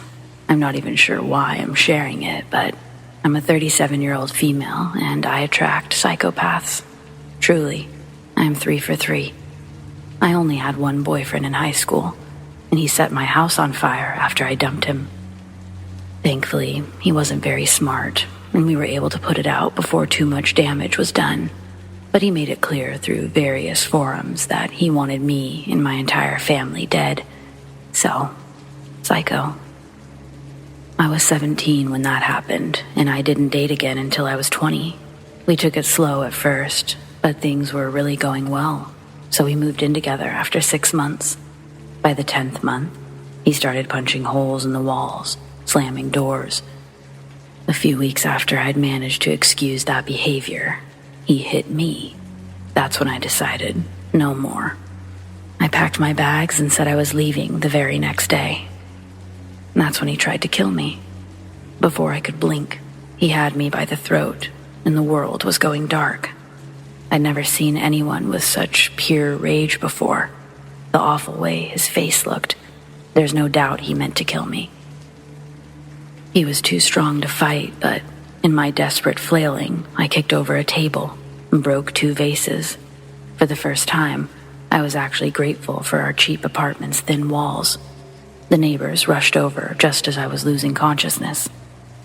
My ex fled, but the police caught up with him later that night, and I moved out before he was able to make bail.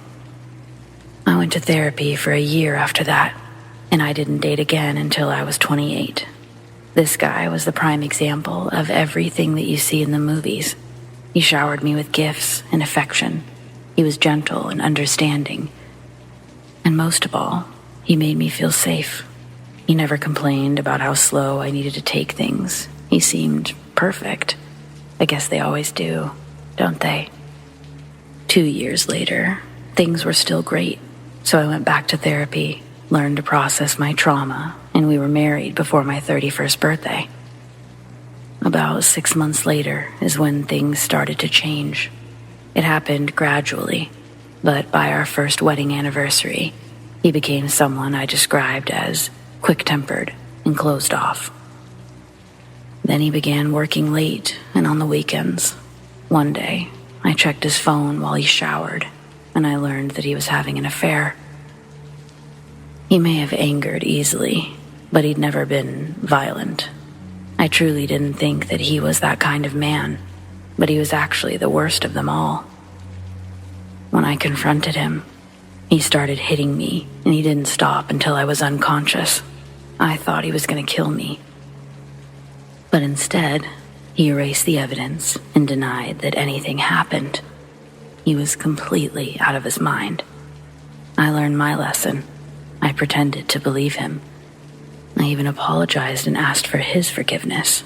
I just wanted to survive until he went back to work, so I could pack a bag and get out.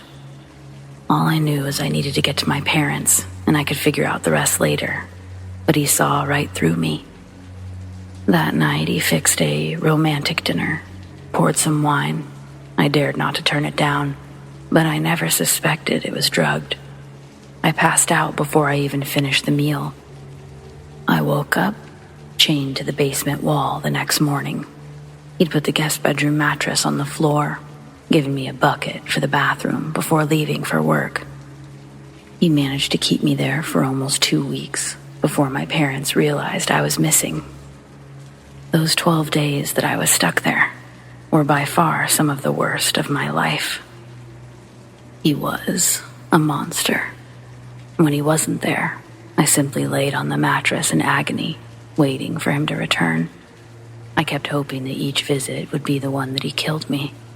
Even when the police finally came, I almost didn't answer them. I just thought they were another dream. It's been a few years since then. I'm happy to report that the bastard is in prison, and I'm single.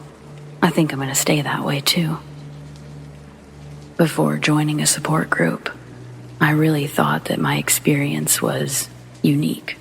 Horrifying, but unique. It's sad to say that it's really not. So many women and men have been through what I've been through.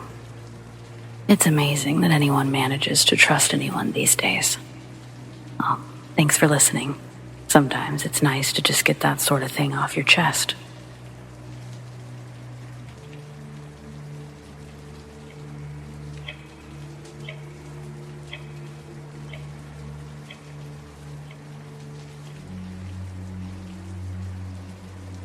I grew up in a small town. When I was little, every so often my dad would get home a bit later than usual. When I'd ask why, he'd say that it was because he gave the can lady a ride home. The can lady was a short, thin woman in her 50s who could always be seen picking up cans on the side of the road. Everyone knew her. She didn't have any other job. Collecting those cans is what she did all day, just about every day. She was such a town fixture that many of the businesses would specifically save their cans for her, too. And when it began to grow dark, she would simply hitch a ride from wherever she was. Within a few minutes, someone would stop to take her home. She lived in a small house with her husband, and she'd been collecting cans since her early 20s. In fact, those cans played a large part in putting her children through college. The only problem was that she sometimes kept going a little too late, and it would be full dark before she started hitching. She was also known for walking too close to the highway. She was so comfortable out there that she could grow careless. More than once I heard my dad say that he always made sure to give her a ride because he worried that she'd end up getting run over, or worse. But as a kid, you never think that stuff will really happen. But it does. It happened when I was 10, and the whole town mourned her. She'd been walking along the shoulder after dark when a sleepy trucker came along and hit her. The guy was so messed up about it that he had to be sedated. I don't think he faced any legal issues, but I was too young to take much notice if he did. There's a lovely memorial by the accident site. It's still there to this day, and enough money was donated to pay off the final year of her youngest daughter's tuition. Within a week or two of her death, several people were claiming to see her around town at night. My mom believes in ghosts, but my dad is one of the biggest skeptics you'll ever meet. He made sure to drill into my head that people were only grieving, and soon enough, they wouldn't see her anymore. I grew up to be a pretty big skeptic myself, but there are two instances that have always troubled me. It wasn't too many weeks later that my dad came home pale and dazed. He'd been driving home from work when he caught a glimpse of her. She always wore the same faded blue baseball hat and carried a giant trash bag full of cans slung over her shoulder. She was a hard lady to mistake. Anyway, it surprised my dad so much that he slammed on his brakes in the middle of the road and reversed. But nobody was there. Even if he had mistaken someone else for her, there was nowhere for them to go. A few weeks after that, my mom, who worked at one of the hotels, met an elderly couple passing through town. They arrived late and shaken up, claiming that they almost hit a woman as she tried to cross the highway. They came incredibly close to crashing into a guardrail, but managed to stop on the shoulder. The husband was so worked up, he got out of the car to confront the woman, but she was gone. The description the couple gave matched the can lady perfectly. I always wondered if my dad fell victim to his own grieving theory, but I don't know how people from hundreds of miles away could imagine the exact same person. I'm almost 40 now myself, and overall, I don't really know what to believe. But I thought it was an interesting story to share. This will probably be the only place I'd ever be comfortable telling this story without the fear of judgment. You don't know me, and I don't know you. I'm telling this story in its fullest, as there's nothing to hide in this relationship between us. I retired early last year as an industrial electrician. If you've lived in the lower Hillsborough County within the past 30 years and ever used electricity, you can thank me for maintaining the switchboards, generators, panels, transformers, and basically anything else that doesn't run off of solar energy. The job meant I was responsible for handling any emergencies that would spontaneously pop up needing fixing. These emergencies I'd have to get up and tend to at all hours of the night, during dinners, birthdays, even my daughter's kindergarten graduation. A transformer had blown up 30 miles in Bexar County. My cell phone goes off and I'm embarrassed having to leave. But it is what it is. You gotta be on your toes and always thinking forward. I'm saying this because if I would have retold my story to my crew or higher-ups, I probably wouldn't be receiving a retirement check. We were out on a job on I-93, near the old Wyndham Rail Trail. A storm had knocked out some power lines, and we were down assessing the damage, figuring out what vehicles and tools we need to call in. My bladder was full from all the coffee I'd been consuming, and I decided to take a leak, a little hike away from the crew to enjoy nature's restroom a little more privately.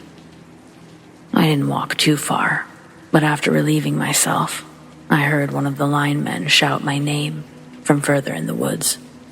At first, I was genuinely confused and thought that they were messing with me, because when I left the group, they were all standing by the work truck.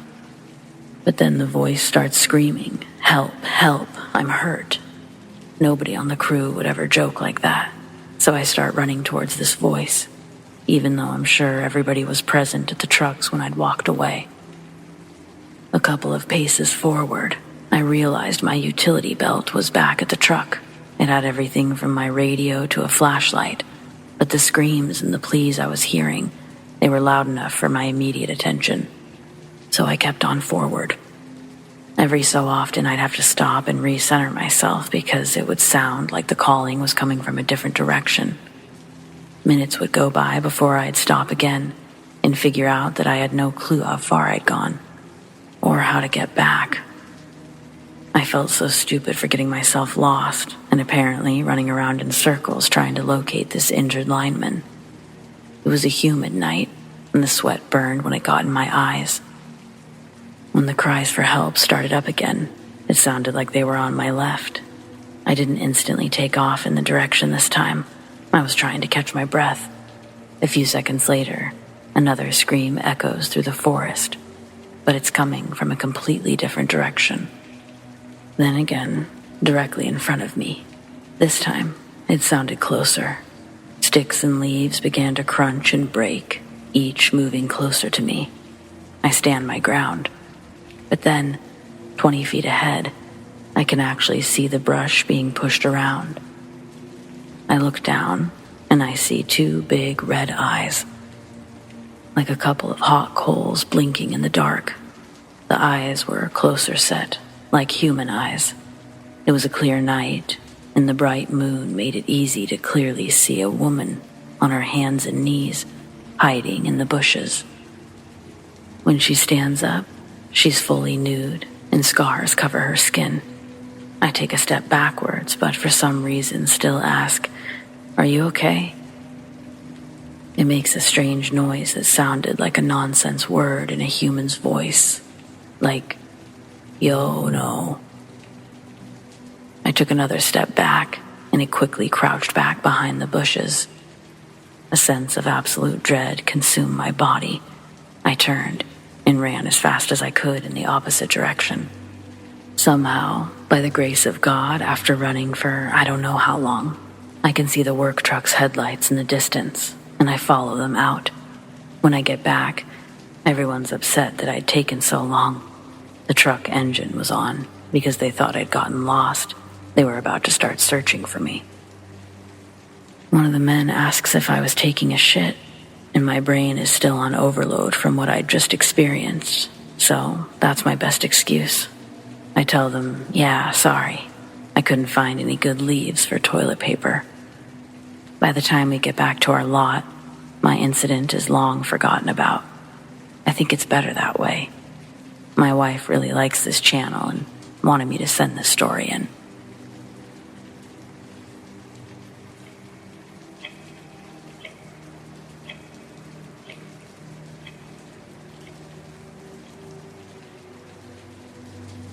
The bus was running later than usual last night. The bus stop's only a few blocks from my apartment. When I get off, I'm about to cross Park Road. I see another person standing on the other side of the crosswalk. The roads are clear. I've already started walking across towards the person. A few seconds later, the green pedestrian symbol turns on, but they still stand still.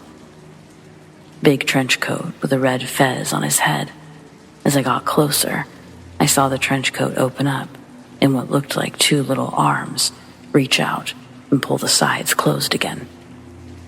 I stopped right there in the middle of the crosswalk and just stared at this guy for a second, hoping to make sense out of what I'd just seen. His head was small for his size.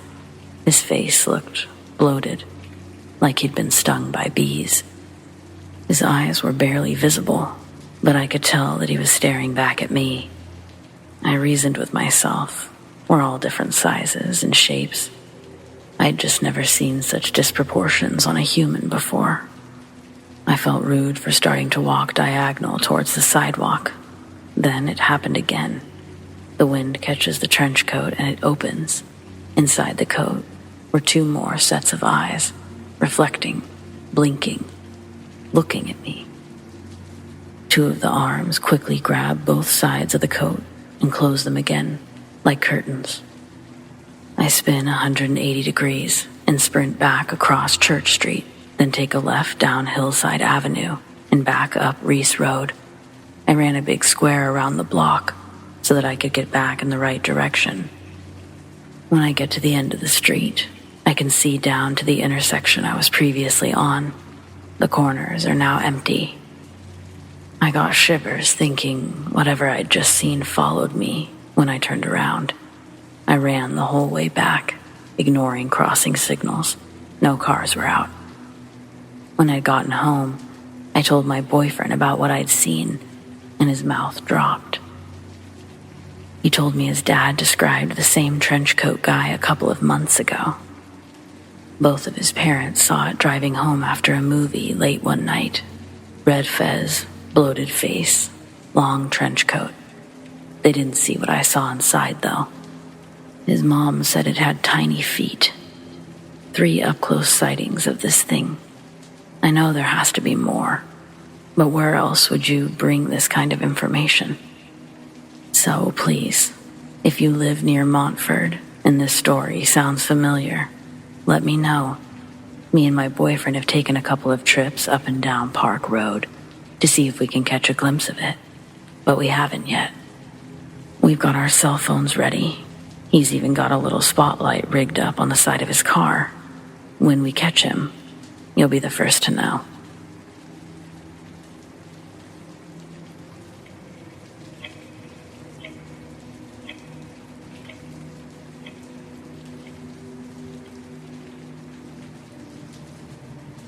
I guess most would consider it common sense to be careful about online hookups and that rule applies to everyone.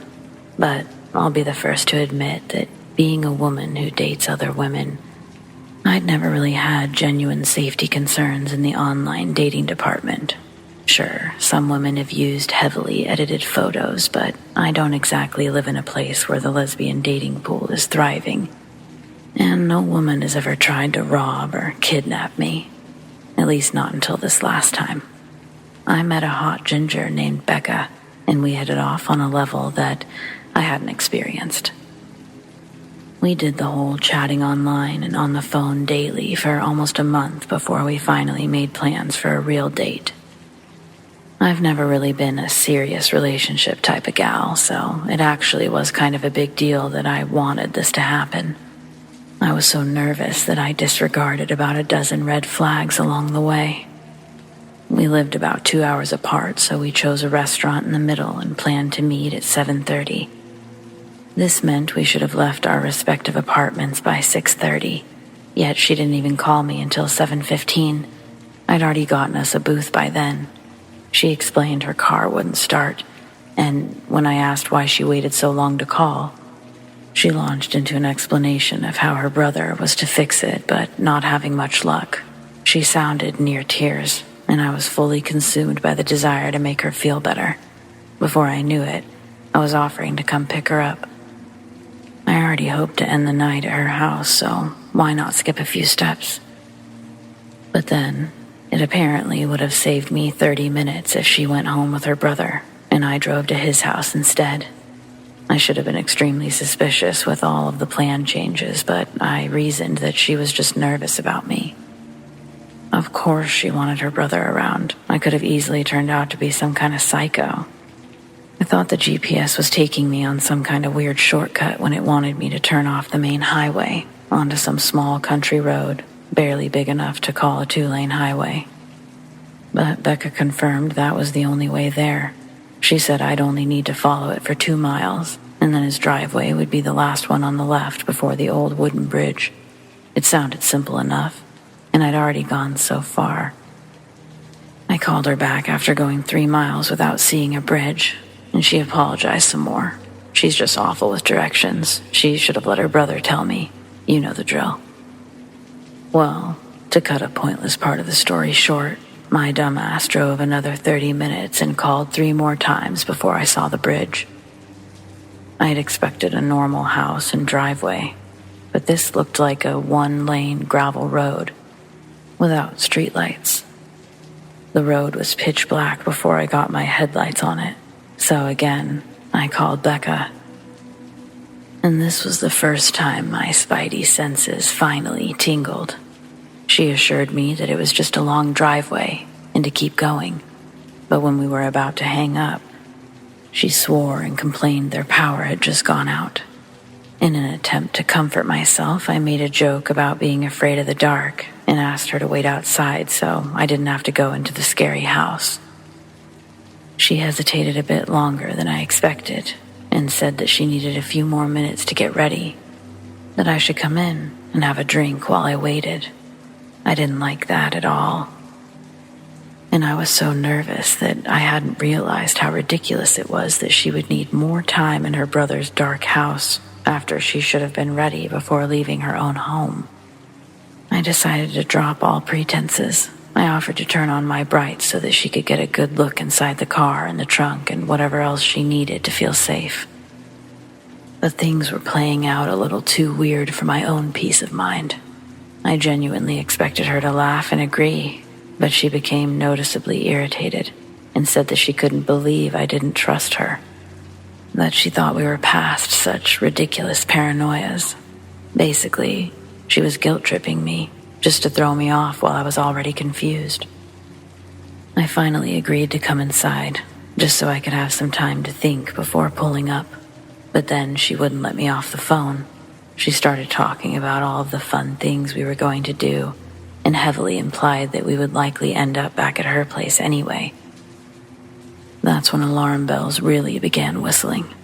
1 second it sounded like she wanted to call off the whole night, and the next it sounded like she was waiting to jump into my arms the second I crossed the threshold. I got desperate then and didn't really care if she knew I was faking it. I just wanted to think, nothing more. After coming to a slow stop, I used an old peppermint wrapper to create a static noise in the phone. And when we played a few rounds of "Can you hear me?" tag, I went to hang up then. But at the last second, I muted her instead. She called out a few final hellos before breathing out a frustrated sigh and speaking to whoever was with her. "Don't worry, she's coming inside, but we gotta hurry. The next one's only..." That's when she hung up. But that's all I needed to hear. I wanted to turn around right there, but the ditches on either side of the driveway were so steep that I'd never get out. If I make a mistake, it was over. If it hadn't been such a long way, I might have tried to reverse out, but straight ahead was my only real option. I thought I was going to puke the whole time I was turning around, and I nearly did when Becca began calling the second I didn't stop. Obviously, I didn't answer. All I cared about was escaping. She called 4 times and sent a string of increasingly hostile messages before giving up. I was so paranoid of being followed or found through online breadcrumbs that I drove to the police station. But her profile was deleted by then. Still, I'm glad I went.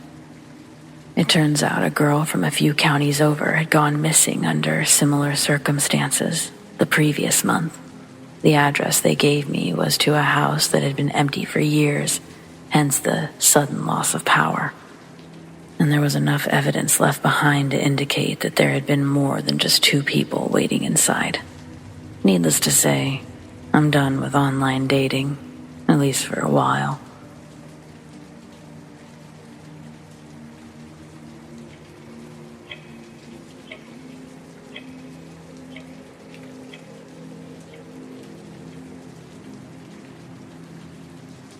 I live in Washington, but I don't want to say exactly where I was in case anyone tries to go there. I can't be responsible for that. Until recently, I never believed in Bigfoot or anything like that, because I've been camping at least 5 to 10 times a year for over a decade without seeing anything remotely unusual. I don't just go a few miles into the woods either. I hike for more than a day to get to some of my campsites. I was supposed to be on this last trip for 2 weeks, but I came back in less than 1. I got set up without any problems, but things started getting weird on day 3. I'd been fishing all afternoon and into the evening, and I started packing up my gear as it grew dark. The moment I bent over to close my tackle box, a large boulder hit the ground about 5 feet to my right. There were no cliffs or overhangs for it to fall from, so it had to have been thrown, but it weighed nearly 50 pounds. I couldn't see over the steep embankment, but I called out to make my presence known, and the only response I received came in the form of a second, larger boulder. I watched it sail through the air and land within a few feet of the first one. I thought someone must be playing with a homemade catapult and just be too far back to hear me, so I used my air horn. I was so startled by the whole thing that I didn't let go of it until my head was ringing. The silence afterward was loud in its own way, but no more boulders flew over the hill, and that's all that really mattered. Next, I went looking for the jackasses responsible, but I couldn't find any trace of other people being out there. It was too dark to continue searching, so I reluctantly returned to my camp, ate some dinner, and went to sleep. I figured whoever had been launching the rocks was scared away by the air horn and unlikely to return. But then I woke to the sound of 3 loud knocks. It sounded as if someone were hitting a tree with a wooden bat, hard. It hurt my hand just thinking about it. I heard it again, a few times later, and I went outside with my light, but I couldn't see anything. Just as I was about to give up, I heard it again, only it was immediately followed by a second set, coming from a different direction. Whatever was out there had a friend, but I was all alone. I continued searching with my light, but never saw or heard anything until the next set of knocks sounded roughly 10 minutes later. The first round came from the north again, but the second round answered from directly behind me. I'd been surrounded. That's when I went from concerned to terrified. Then something in the forest growled so low and deep that it reverberated in my bones. Until that moment, I was certain it had to be humans messing with me. But I don't know anything that could make that sound. I don't even know an animal that could come close. A second growl, just as loud and menacing, answered the first, and the sound of broken branches told me it was moving closer. In an act of sheer desperation, I threw a whole book of matches onto the fire pit. I'd left it piled high with plenty of kindling for an easy start in the morning, and it flamed up instantly. Now, operating under the assumption I was dealing with some kind of creature, I sounded my air horn and threw every branch within reach into the fire. The footsteps stopped, and when I looked in the direction they came from, I saw a massive shadow standing in the densest part of the tree line. It was so big, I thought it was the outline of several trees tangled together, until I saw the shining red eyes, nearly 10 feet in the air. They didn't move or blink. They only stared at me, and their gaze felt heavy, like a weight on my soul. I don't mean to sound fanciful or anything, but whatever was looking at me through those eyes was pure evil. I could feel it. One more gut-churning growl sounded from behind me, and I turned towards it, simultaneously pressing the air horn as I did so, and when I turned back, the looming shape was gone. I didn't see or hear anything else that night, and I damn sure didn't go back to sleep. That morning, I checked the woods around my campsite and found footprints bigger than both of my feet combined. I'd never seen anything like that. I've always been a practical person, but I can't think of a single explanation other than Bigfoot. Regardless of what I encountered, I wasn't willing to risk a second meeting. I packed my things and hiked back to my Jeep without even stopping for food. Ultimately, I made it back with just 20 minutes to spare, and I've never been so grateful to leave the woods. I'm not saying I'll never go camping again, but I definitely need some time to reassess what I thought I knew about our world.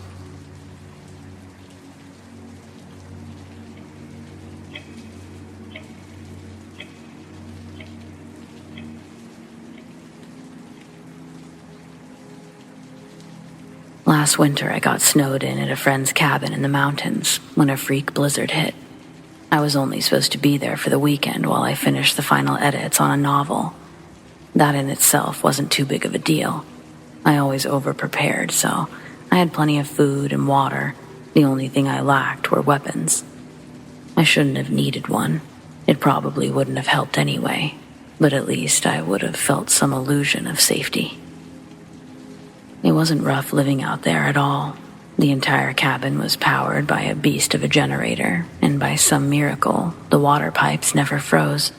Under normal circumstances, it would have made for a great vacation. But Sunday night, just after sunset, I heard a scream coming from deep in the forest. It sounded like some poor woman was being killed. I called the police, but the roads were completely impassable. They couldn't even send a helicopter over until the following morning, and by then, it would be too late. I couldn't stand the thought of sitting by a cozy heater while someone was dying right outside. Finally, I convinced myself that the woman could make it to me if only she knew I was there. It wasn't too difficult to dig my way out the window.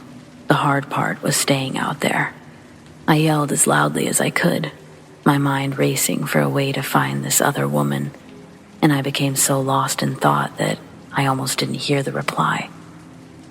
A faint, distant voice that sounded strangely familiar to my own came from the darkness, but I only understood the last few words. "Is someone there?" "Yes," I shouted back, instantly full of adrenaline. With only my phone for a light, I dared not to wander in after her and have us both be lost. Instead, I called back for her to follow the sound of my voice. After a few minutes passed with no further communication, I wondered if I'd imagined the whole thing. But then she answered again. "Hello? I'm here." I shouted louder than ever in my excitement, and soon I heard her moving through the brush. I ran a few feet into the tree line, meaning to meet her when she came into sight, but my legs nearly gave out when I saw what was actually coming towards me. I could just make out a cloaked figure. It was a humanoid-shaped patch of darkness, blacker than anything you've ever known. And in the place you would expect to see its eyes were two tiny, glowing red orbs. The greatest fear I've ever felt washed over me, and my flight or fight instinct chose to fly. I flew back into the cabin without turning back, and I had no clue if that thing was chasing me or not. I locked the door and checked every window without turning on a single light, and I waited there in the darkness. 2 hours later, I was finally beginning to relax, when a set of heavy footsteps suddenly walked onto the little deck outside. They came up each step slowly, and the sharp thuds pounded in concert with my panicked heart. I knew it had to be that thing. It was impossible for anyone else to be out there. Nothing in the world could have made me open that door when the knocking started. At first, it was almost normal, like a neighbor at your door. But then it became desperate and violent. Eventually, I heard the woman's voice again. She was begging for me to let her in. The longer it continued, the more forceful the creature became. But finally, less than an hour before sunrise, it left. I heard it walk back across the deck, down the steps, and away from the cabin. When it was nice and bright outside, I dug my Explorer out of the snow, packed my bags, and nearly killed myself getting off that mountain. But I made it. By that night, I was safe and sound back in the city, where the only monsters are other humans.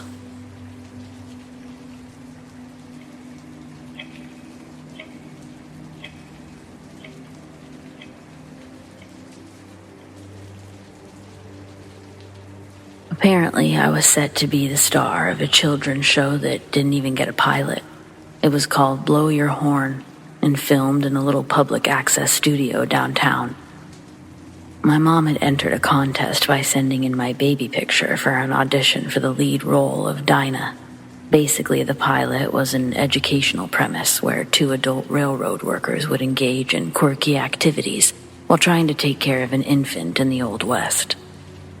It was also supposed to have puppets like Fraggle Rock or Sesame Street kind of thing, but my mom says that she never got to see an actual puppet while we were on set.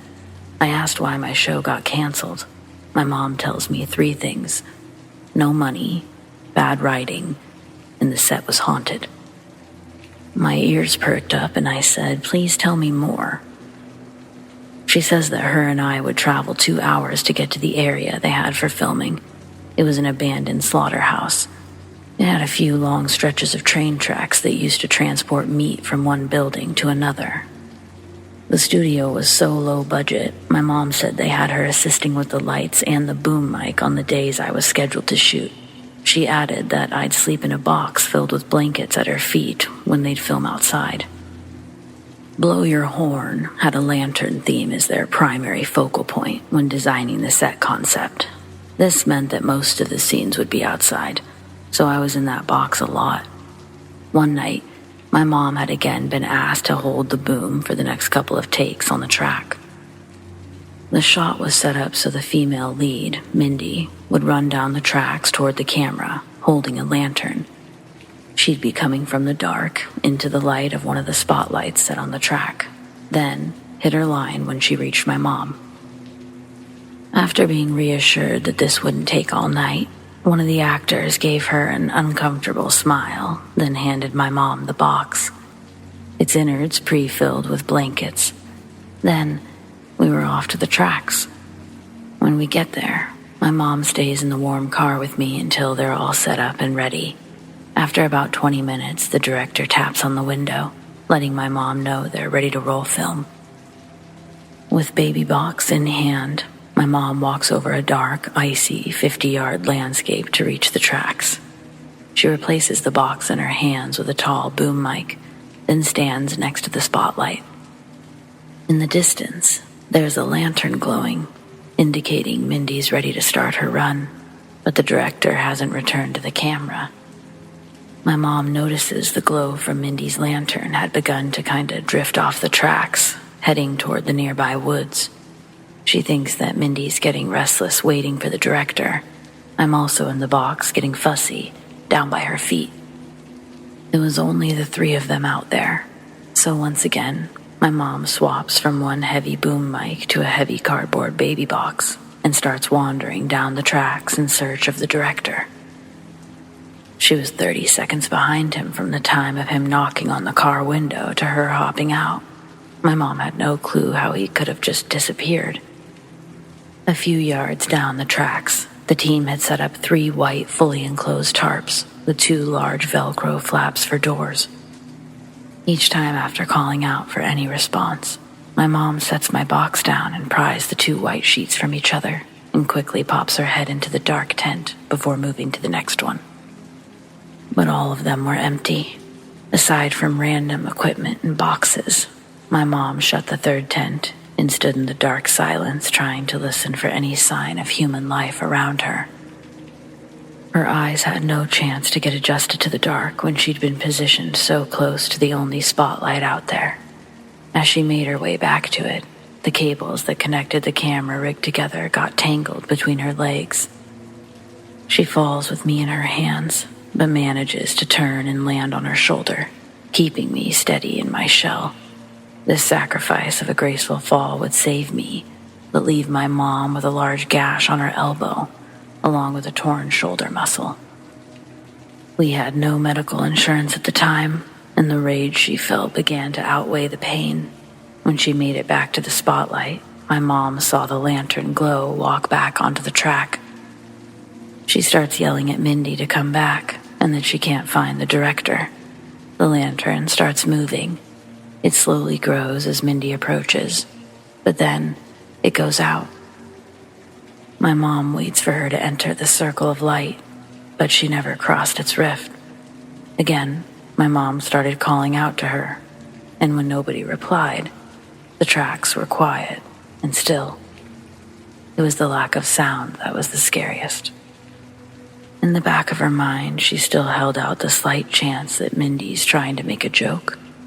But the fabric of her coat sleeve had started seeping through with blood, and she'd had enough of the night. She takes her middle finger and waves it into the darkness as a goodbye to Mindy. Then she'd make the icy, gravely climb back to her car. When she'd gotten to the main lot, the dome light of the director's car was on. He was sitting in the passenger side, his big blocky cell phone up to his ear while smoking a cigarette. The sight of this makes my mom fume. She walks over to his car and begins to yell at him. He unrolls the window, and cigarette smoke pours out of the gap. The director starts yelling back at my mom, while also yelling at the person on the phone. He says Mindy isn't showing up tonight, and told my mom to go home. She was in too much pain to continue the argument, so she just turned around and walked back to her car and drove us home. The next day, we get a message that Mindy had quit, and the director was scrapping the project. For years, I had what I guess you'd call bad luck in the love department. I'm happily married now, but let's just say I kissed a lot of toads to get here. When people talk about their dating nightmares, I'm always reminded of my own. And no offense to the gal who got ghosted, or the guy whose date had bad breath. But I think my experience actually falls into the nightmare category. This was back in 2000. And it was before online dating became the new and improved way to meet someone. I think maybe eHarmony was around, but I was 20 years old and that website seemed like it was for people my parents' age.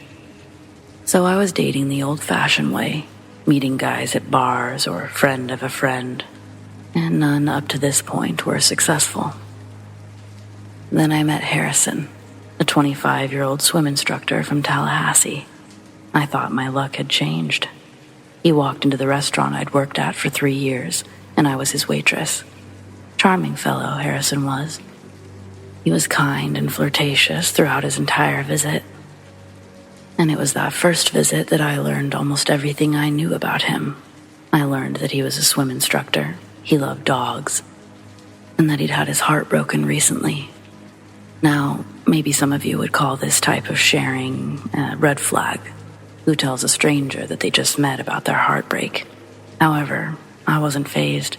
None of this came off as creepy, and honestly, I was flirting with him, asking him all sorts of questions, and he was doing the same.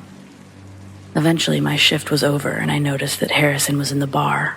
I wasn't 21 at the time, but as a waitress, I was allowed to walk back there for work. Luckily, the bartender working was a friend, and she knew what I was trying to do, and let me chat with my new friend. He smiled at me instantly and said, "I've been waiting for you, actually. Figured I could buy you a drink." I had to disclose to Harrison I wasn't quite of age yet, and he suggested going back to his place. And now I know what you're thinking, and I was thinking it too. And honestly, I wasn't exactly ready to run off with this guy yet, so I made a silly excuse about having to babysit that night, but wanted to give him my number.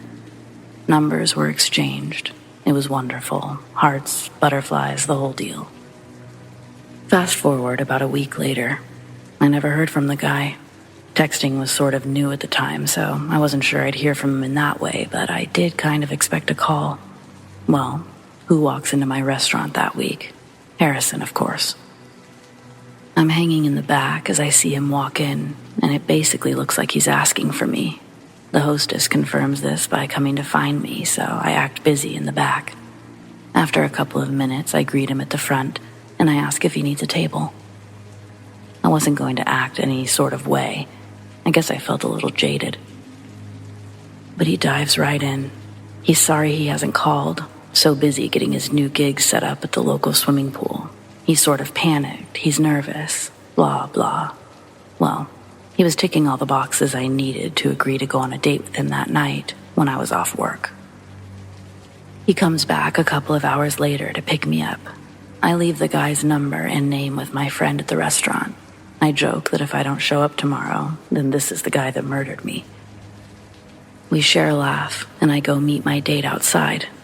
Of course he drives a cool car, I remember thinking to myself. He hops out and opens my door, still checking all those boxes. I ask him where we're headed, and he says, "We're going dancing." He playfully asks if I've got my dancing shoes on. We make small talk, listen to music. I remember that's how I learned he could sing.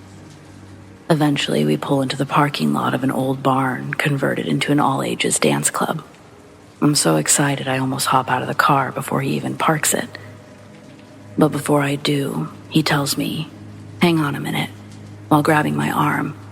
Not too hard, but it was meant to stop me from leaving the car. I wait, somewhat patiently, but I end up asking what we're waiting for. He doesn't answer me. He's looking around the parking lot instead, so I follow his eyes, but yeah, I've got no idea what he's looking for. Then he says, "Okay, we gotta go." And without any more words, he quickly shifts the car into reverse, and we're on our way out. For a moment, I'm just silent, waiting for him to explain himself. He didn't. Instead, he nervously looked from the road to his rear view, over and over, until finally I decided to look too. There was a car following us, pretty close at this point, and so I asked him, "Do you know them?" He shakes his head, indicating no, and then he makes an incredibly sharp right turn onto a different road. After I adjust from the turn, I ask him, "What the hell?" He nonchalantly apologizes and then lets out a "shit" while looking in the rear view. At this point, I'm officially not liking the situation and really hating the short to no answers I'm getting, and I abruptly ask him to just take me back to the restaurant. It's closer than my house, and I was no longer sure I wanted Harrison knowing where I lived. But he ignores me and starts picking up speed. I brace myself by grabbing the door frame, and out of curiosity and fear, I decide to look behind us again. There's still a car following us, and it too is picking up speed. We hit a fork in the road, and a left would take us to the restaurant, and a right would take us to the next town over. I was so relieved when we took a left, but it was short-lived when I realized whoever was following us was still following us. Not only that, their car was extremely close, and moments after the turn, they almost hit our car. Then suddenly, they're trying to pass us on the wrong side of the road. Harrison puts out another "shit," but quickly follows it up with a "crazy bitch." And that's when it sort of clicked with me. He had to know who this person was, because there's no way he could see the driver if I couldn't. Who? Who's a crazy bitch? Who's following us, Harrison? I'm no longer patient or kind. When we're getting close enough to the restaurant, I'm hoping he just drops me off and I never see him again. I should be so lucky. Instead, he starts blocking the car from passing him by also traveling into the oncoming lane. And that's when I just start yelling to let me out, let me out. For a while, he doesn't listen, but suddenly, he starts to slow slightly, and whips into a gas station just before the restaurant. I think to get out of the car, but he beats me to it, telling me, "Stay here," and closes the door. Immediately and somewhat crouched down, I turn to see what's about to unfold through the back window. I see a woman exit the driver's side and immediately charges towards Harrison. He braces for her with his arms out in front. Once they connect, she's screaming all sorts of things at him. Liar, cheater, piece of shit. I mean, you name it, she's saying it. For a moment, I think I should just make a run towards the restaurant. It's only a few blocks, I reason with myself. Then the woman starts swatting at his chest, still calling him names, and yet he maintains distance by holding his arms out. I can hear her yelling turn to sobbing, and she turns her attention to Harrison's car. Oh God, please don't come near me, is all I can think. I'm all of 5 foot, 120 pounds, soaking wet, and I've never been in a fight in my life. Needless to say, I was not prepared for any of this. Especially what actually happens next. The woman is kicking and screaming now, her kicks directed at Harrison's car. The bumper, the doors, his taillights. She's going for all of it. Granted, she's only using her hands, but her aggression seems to be making some damage. Truthfully, I wasn't even thinking about myself anymore. I did lock the doors, but now I was just watching this shit show explode in front of me.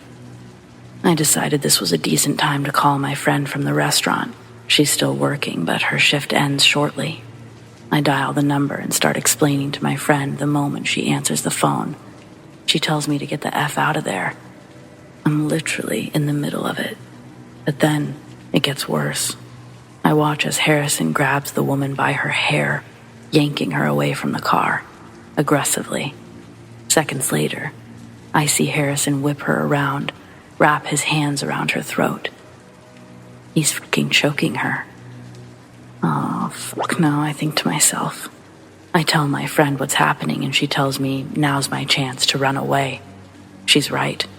I keep her on the line as I unlock the door and scream at Harrison, trying to get his attention so he stops choking the woman. But he's blinded with rage, not even paying attention to me. In a last-ditch effort to get him off, I scoop up a handful of gravel and throw it in his face. I do this 2 more times until he finally stops. The woman drops to the ground.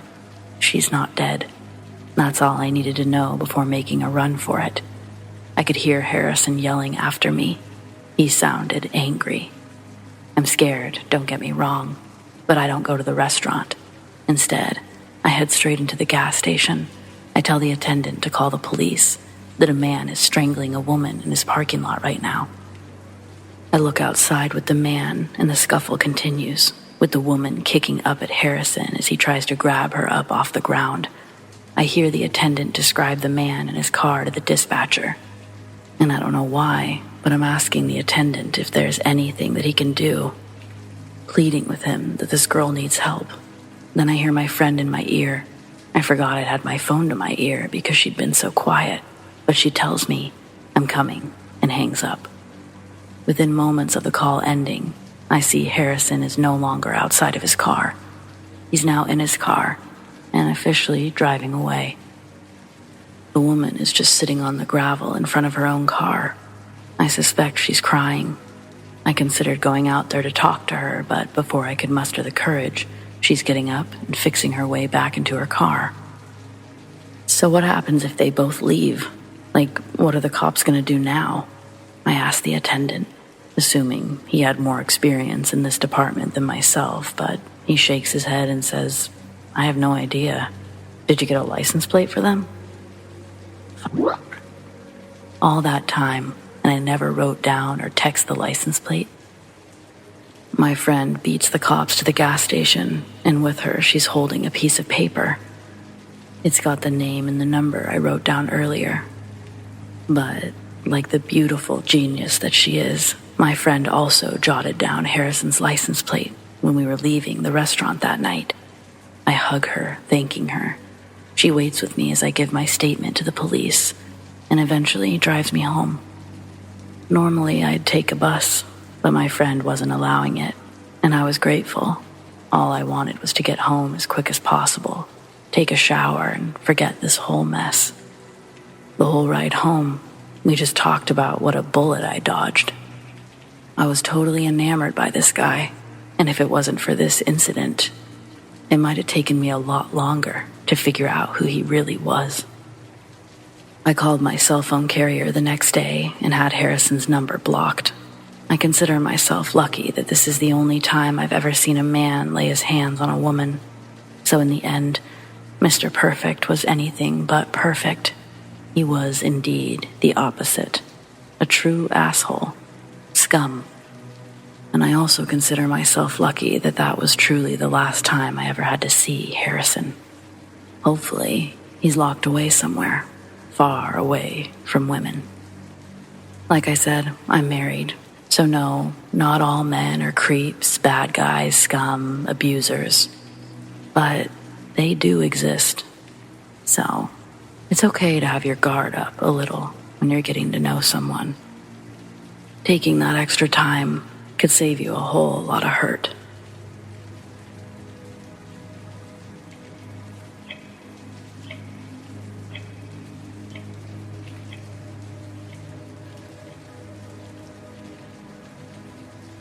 After retiring last year, I moved to the cabin my late husband and I spent our summers in.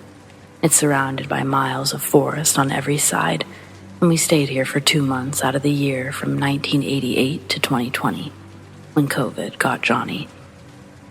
That year I hired a maintenance man to help with the upkeep, but I came back with my sister the following year. I hadn't actually been there alone until the move, but I didn't think it would be a problem. Nothing unusual or worse than a flat tire had ever happened in all those years, but this was my first winter in the cabin. When the snow came, something else came with it. There's no trash service way out here, so when my bins are full, I take them to the dump, but until then, they sit beneath my small carport. Of course, I have to buy the heavy-duty bins with locks so wildlife doesn't tear into them, but that had never been a big deal before. Then one morning, I woke to piles of trash scattered all over my yard, with a trail leading into the forest. I thought I must have just forgotten to lock one of the bins, but when I checked, both locks were still securely engaged. Something managed to rip open the sides and pull the trash out that way. I can't even imagine a beast strong enough to do such a thing, but judging by the evidence, it was something with extremely sharp claws. I called my son and he came out later that afternoon with new, extremely heavy-duty bins. These made the old ones look like cheap stuff, and John Jr. promised the biggest bear in the world wouldn't be able to get into them. He even offered to spend the night just to make sure everything was all right, and it was. We ate steak dinners, threw the bag of leftovers in the bin, and they were still perfectly intact the following morning. It seemed like everything was back to normal, but 2 weeks later, the new bins were destroyed as well. It happened the same night as an awful storm. I listened to the wind and thunder all night, just praying that I still had a roof when morning came. The cabin was fine, of course, but the bins weren't. The one with the steak scraps had been ripped open just like before, and trash was scattered everywhere with a trail leading into the forest at the same spot. John Jr. didn't believe me when I called. I don't blame him for thinking that it had to be the storm, but wind doesn't create claw marks and peel the metal back like a tin can. You would need power tools or some kind of heavy-duty machinery to replicate the damage done to those things. Not knowing what else to do, we called the police. We knew they wouldn't be able to do anything per se. We mostly just wanted their opinion, so we said that someone had vandalized my property in the night. The officer on the phone thought that it was storm damage too, but we convinced them to send someone in the end. An hour later, 2 policemen arrived and took our statements along with some photos, but they were only placating me by that point. I think they felt sorry for me. They were very kind, and they agreed this wasn't storm damage, but they also didn't think that it was done by a human. That much we agreed on. Even if it was possible, what would be the point of driving all the way to such awful weather just to tear apart an old woman's trash can? I certainly don't have any enemies. They had no idea what kind of animal could pull off such a feat either, but they called someone from the Wildlife and Fisheries Department. The game warden came out a few hours later. He took one look at the damage and went pale as a ghost. He'd seen a few similar incidents over the years, always during the winter, at other homes in the area. There used to be a good number of cabins and hunting lodges around here, but now there's only a handful left. Most were torn down or abandoned. When I asked what the other homeowners did about the problem, he said they moved away or stopped coming during the winter months. An elderly man used to have a cabin just a few miles from mine. When something started tearing his trash apart, he simply stopped leaving it outside. Then one night, a terrible blizzard blew through, and his family was unable to reach him the following morning. His son-in-law came to check on him and found the front door ripped off of its hinges, blood everywhere. A trail of it was followed into the forest, but no other traces of the old man were ever found. I just don't understand how no one is doing anything about it. The whole area should be closed off until this creature is killed. People have died. I could have died. I spent the rest of last winter with my son and his family, but it was just too crowded to stay there long term, and I can't bear to part with the cabin. I know it sounds silly after everything I've said, but my husband and I had such wonderful times here. Nothing remotely unusual has happened since my return, but now it's almost winter again, and I don't think I should be here when the first snow falls.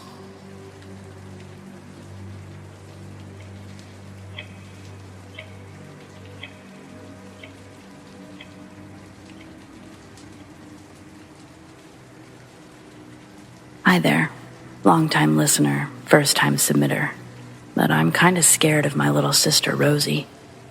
I'm 17 and she's 6. I'm not really sure where to start. My mom's worked mostly nights since Dad died a few years ago, so I spend a lot of time babysitting.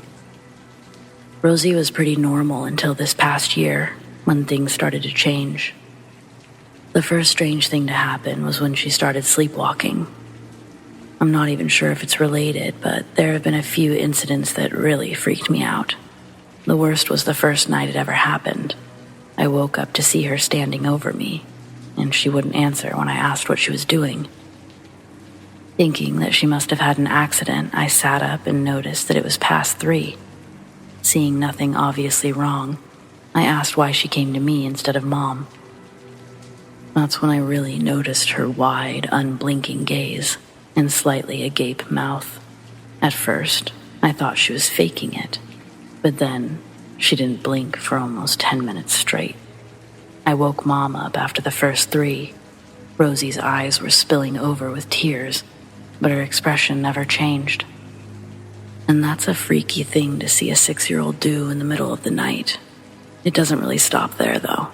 If sleepwalking were the only problem, I wouldn't be here. We talked to a doctor, and it turns out sleepwalkers just do some weird stuff. We got used to handling it, and things were mostly fine for a couple of months. But then she started having night terrors a few times a week. In the beginning, they were just normal kid stuff, monsters and goblins, something beneath the bed grabbing her ankles. Mom and I spent a lot of time convincing her that they weren't real. We'd just started making progress when she had a dream about Grandpa dying. He was asleep in bed when a black shadow mass crept from under the door, up the wall, and across the ceiling, before coming to a stop directly above him. The face of an old, angry man formed in the center of the mass as it slowly stretched itself down towards our grandfather and covered his entire body. Rosie said he suffocated beneath it, awake but unable to escape. She woke up screaming, and none of us were able to go back to sleep that night. She described it in such vivid detail, I feel like I saw it myself. We spent all morning trying to calm her down, but nothing worked. At 7:30, we tried to call Grandpa so she could hear that he was fine, but he didn't answer. We tried again 30 minutes later, but still got nothing. That wasn't normal. He always answered his phone. And on the rare occasion that he didn't, he never took longer than a few minutes to return the call. Mom eventually drove to his house and found him still in bed. The doctor said he suffered a stroke in his sleep. It was already such an awful situation, but having to tell Rosie was something else entirely. She reasoned that if the dream about Grandpa was real, they would all be real. Nothing will ever convince her that he died of a stroke, and now she thinks the Black Mass killed Dad and might come for us next. It sounds ridiculous during the day, but then, when I'm alone in my room at night, it suddenly starts feeling all too real. Mom says it's a 1,000,000 to 1 coincidence, but that's all it is, a coincidence. I want to believe her. I do. It's just so unnerving. Rosie starts seeing her therapist next week, so hopefully that helps. We really don't know what else to do. I try to put on a good face for her sake, but I'm just as terrified as she is. And I can tell that Mom is too, despite wearing her own brave face. Every time Rosie wakes up screaming, we hold our breath until we know what she saw. I just wish life would go back to normal.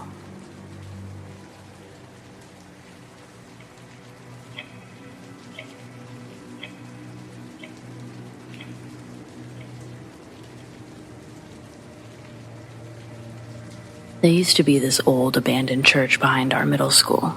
It's not there anymore because it burned down after I graduated high school, and they never rebuilt anything in its place. When we were kids, we'd go there after school and hang out, usually with zero issues. We weren't exactly allowed there, but no one ever shooed us away either. I was in 7th grade and my younger sister was in 5th grade. After school, just like so many other days, I walked to the church with a group of friends and waited for my sister to get out of elementary school, which was a half-hour behind. Usually for fun, we would act out scenes from our favorite movies. We'd stand up near the podium, which still stood tall at the head of the church, while the others would act as the audience in the pews. On this day, I was on stage with my best friend, and we were acting out some of our favorite scenes from Clueless. The party scene. First, when Dion finds Murray has shaved his head, and then it was time for the rollin' with the homies scene, where Ty hits her head on the lamp. We're about to start the second part when someone in our audience screams. Then, 2 screams. My friend and I are like, "What the fuck, guys?" Totally assuming something innocent. "That cross moved," they shouted over each other. We turn around to face the large cross that they were talking about, only it's perfectly still. Clearly, they were messing with us. So we keep going with our skit, but the audience is restless now. We try to ignore that fact and attempt to make them laugh. Suddenly, my friend lets out a small yelp, whips around while swatting near her head. Something whispered in her ear. "What did it say?" I asked. My friend says that she doesn't know. It was like someone was just breathing in her ear. Maybe it said hi, or maybe it was just a hiss. I know my friend well enough to determine that I don't think she's messing with me. The church feels cold all of a sudden. The audience is on their feet, and I realize that we are collectively thinking the same thing. So I say it. Let's go. We shuffle off the stage and make our way to the church entrance. Before we reach the door, we're temporarily stopped and startled by a loud crash coming from behind us. The large cross hanging, the one that the girls said moved, was now completely off the wall and crash landed directly where my friend and I stood just moments ago. None of us stuck around long enough to do any more investigating. That was enough for us to understand our idea to leave was the right one. I was so shocked, scared, or dazed by the entire experience, I almost forgot to pick up my sister. I just started walking straight home. Halfway there, I realized my mistake and went back for my sister. She usually likes to cut through the church, but this day, and basically every day moving forward, we avoided that place. When the place burnt down years later, it was said that some sort of satanic ritual was taking place. No one died in the fire, but people reported hearing screaming coming from the area, and within moments it was up in flames. Police deemed it arson, but no one was ever caught. Not that we know of, anyway. Now the church is an abandoned pile of burnt rubble with a weak police tape barrier. I believe kids still mess around in there, but honestly, I can't imagine why.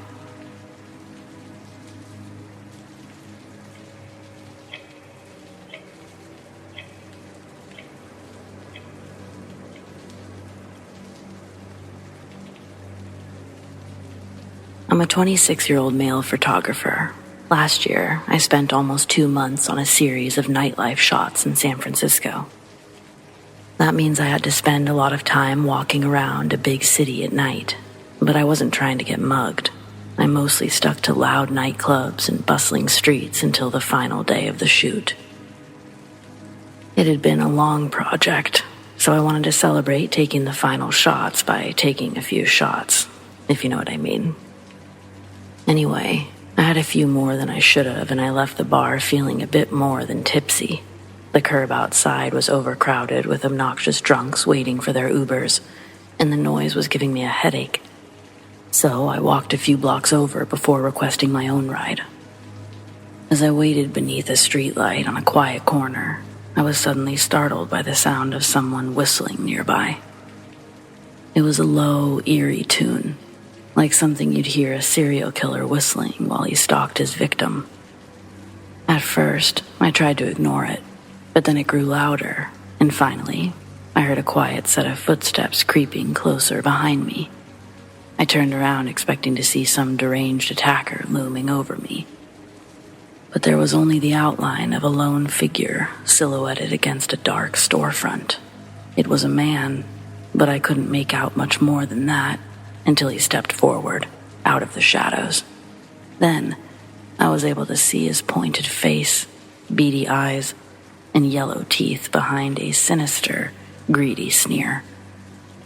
He flicked away a cigarette and gave me the most inhumanely wide smile I'd ever seen. Then he began reciting some generic sob story that ended with a plea for money, which is the exact reason I don't carry cash. The man's smile was instantly replaced by an awful scowl when I said as much, and it was clear he intended to make trouble. He took another step closer, so I matched it with one in reverse. My heart sank as his hands shot into his coat pockets. When he brought them out again, the world began moving in slow motion as my eyes focused on the very large pocket knife he now held. And my only concern became putting as much distance as possible between myself and that blade. I turned to run at the same instant that he lunged, and I just felt the knife graze across my back.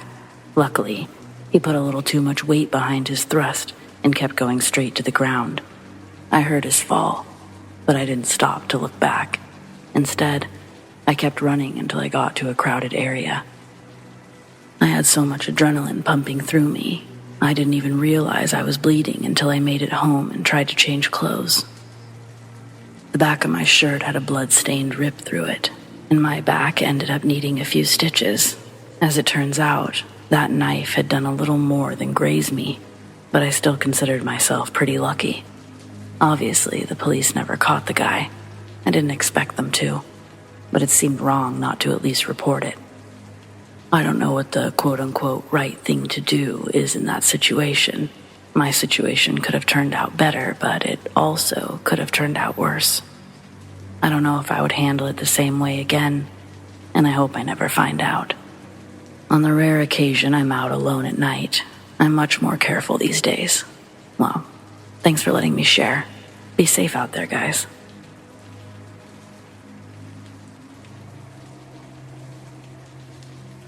My name's Ginger, and in a time before iPhones, me and my husband were on an AT&T plan, and it came with 2 brand new Razr flip phones. My late husband Keith was a karate instructor. The dojo was his second home.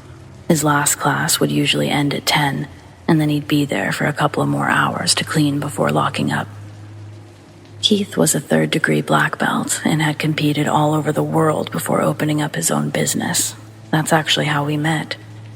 I was working at a firm that he'd one day stroll into, seeking free legal advice on some contracts. Keith fit every aspect of tall, dark, and handsome. He was kind and funny, but God bless the man. He was dumb as a box of rocks. I gave him the legal advice, and a week later he was back in my office. This time he was asking me out to dinner. I fell for his endearing optimism about life, and we'd be married 6 months later. In 2004, I worked from home, still with the same firm. We've decided to dip our toes into electronic filing since the explosion of the internet arrived, and I was able to do data management as a telecommuter. One evening, I got out of the shower, still in my towel, when my phone buzzed on the bathroom sink. It was a text message from Keith asking, "Are you home?" ? I text back something like, "Obviously, where else would I be?" A few minutes later, he replies saying that he's lost his house keys and if I could unlock the door. I text back, "Sure," but I take my time to dry off and get dressed from the shower. It was still early, and I knew I had at least 3 or 4 hours before Keith would actually be coming home. After getting dressed, I sit on the computer to look over a case file while the 6 o'clock news quietly hums in the background.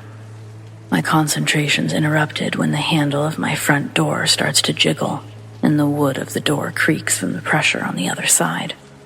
There's a window right next to the door, so I jump out of my chair and into the hallway, out of view from the living room. I'm automatically scared. It couldn't be Keith. There's no reason he should be home this early. The person on the other side starts knocking on the door, harder and harder. Then, the pounding stops.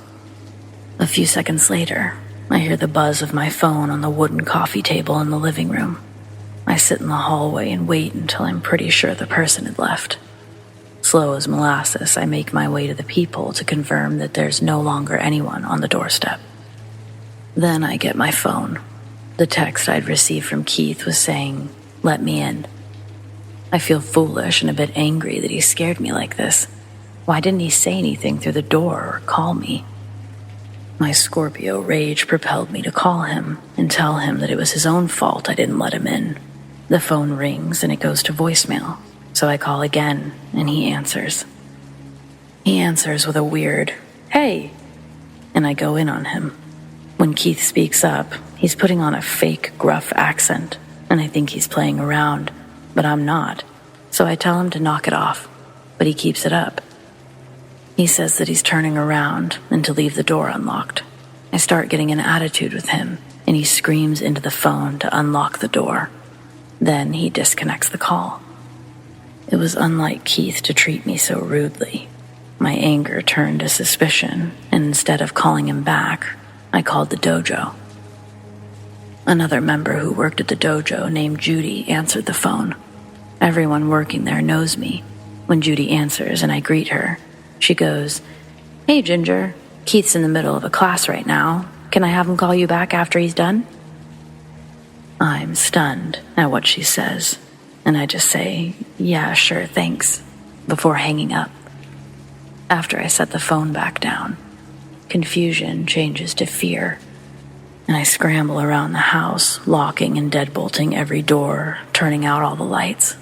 Minutes later, there's someone at the door again, trying to get in. They start beating on the door, shouting from the other side to let them in. The voice sounded nothing like Keith.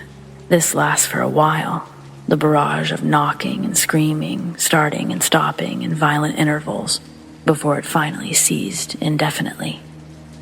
Around 8 o'clock, my phone lights up with the dojo's number on the small LED display. I quickly answer it, and it's Keith. He tells me that he's been on the mat all day like usual. When I tell him what I've been through, he sets the phone down and runs into the locker room.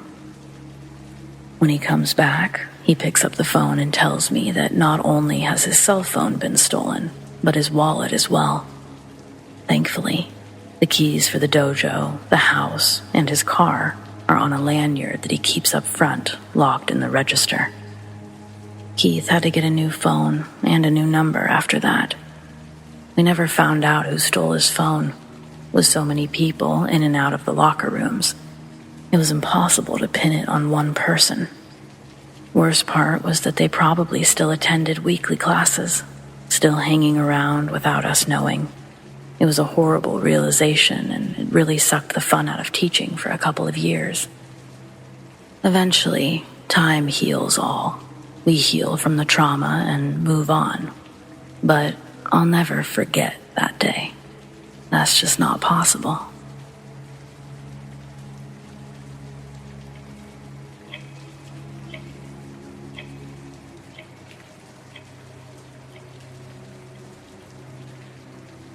My family owns a bunch of land in Virginia, and most of it is forested.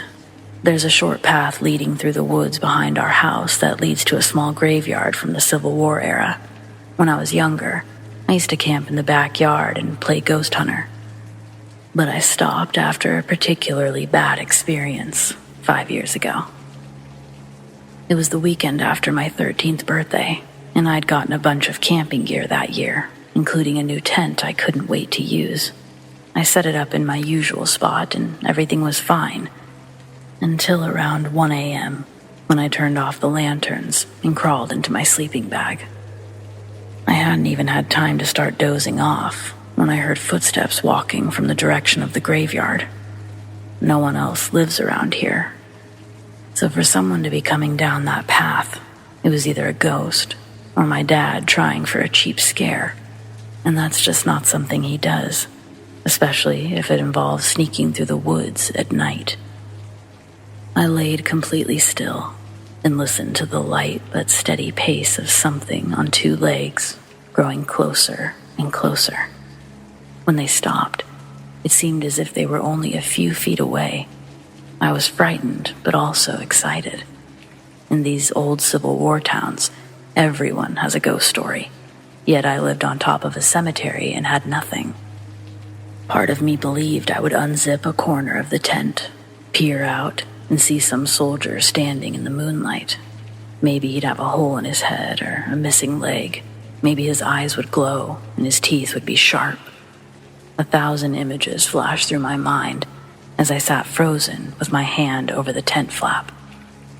But just as I decided to look outside, the footsteps began moving again. They were light as before, like a small child, and this time they didn't stop until they were directly next to my tent. The image of someone reaching down to open the flap was more than I could bear. That brief feeling of excitement was replaced by pure terror as a wave of reality washed over me. I couldn't handle the pitch-black silence. I knew I shouldn't turn on a light if there was a real person outside, but I just couldn't stand it.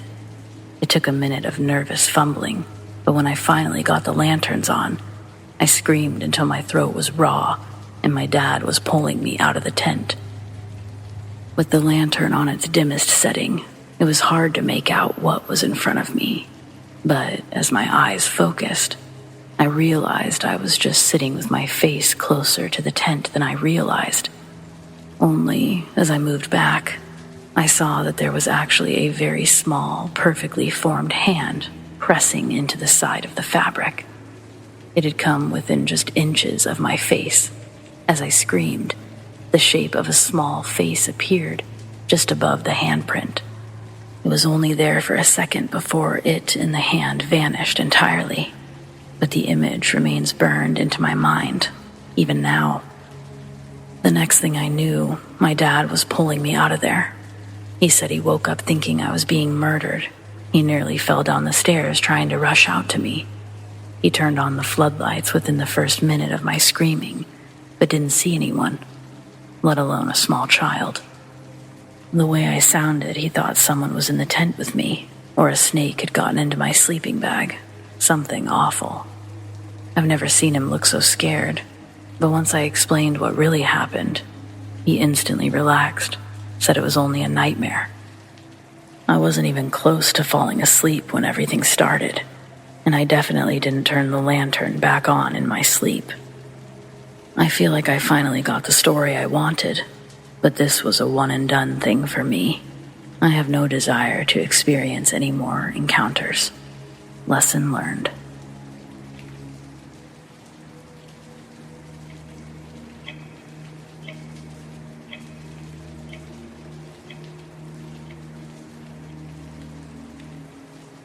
remember when I was 12, I came home from school and I heard the side door slowly creak open. I thought my mom had come home early from work and was trying to bring in some groceries. I called my mom and I heard no answer. So I looked out the kitchen window and her car wasn't parked in the driveway. I thought that was a little odd, so I called out, "Hello?" No answer. I began hearing faint footsteps walk down the basement stairs, almost like someone was tiptoeing down the stairs.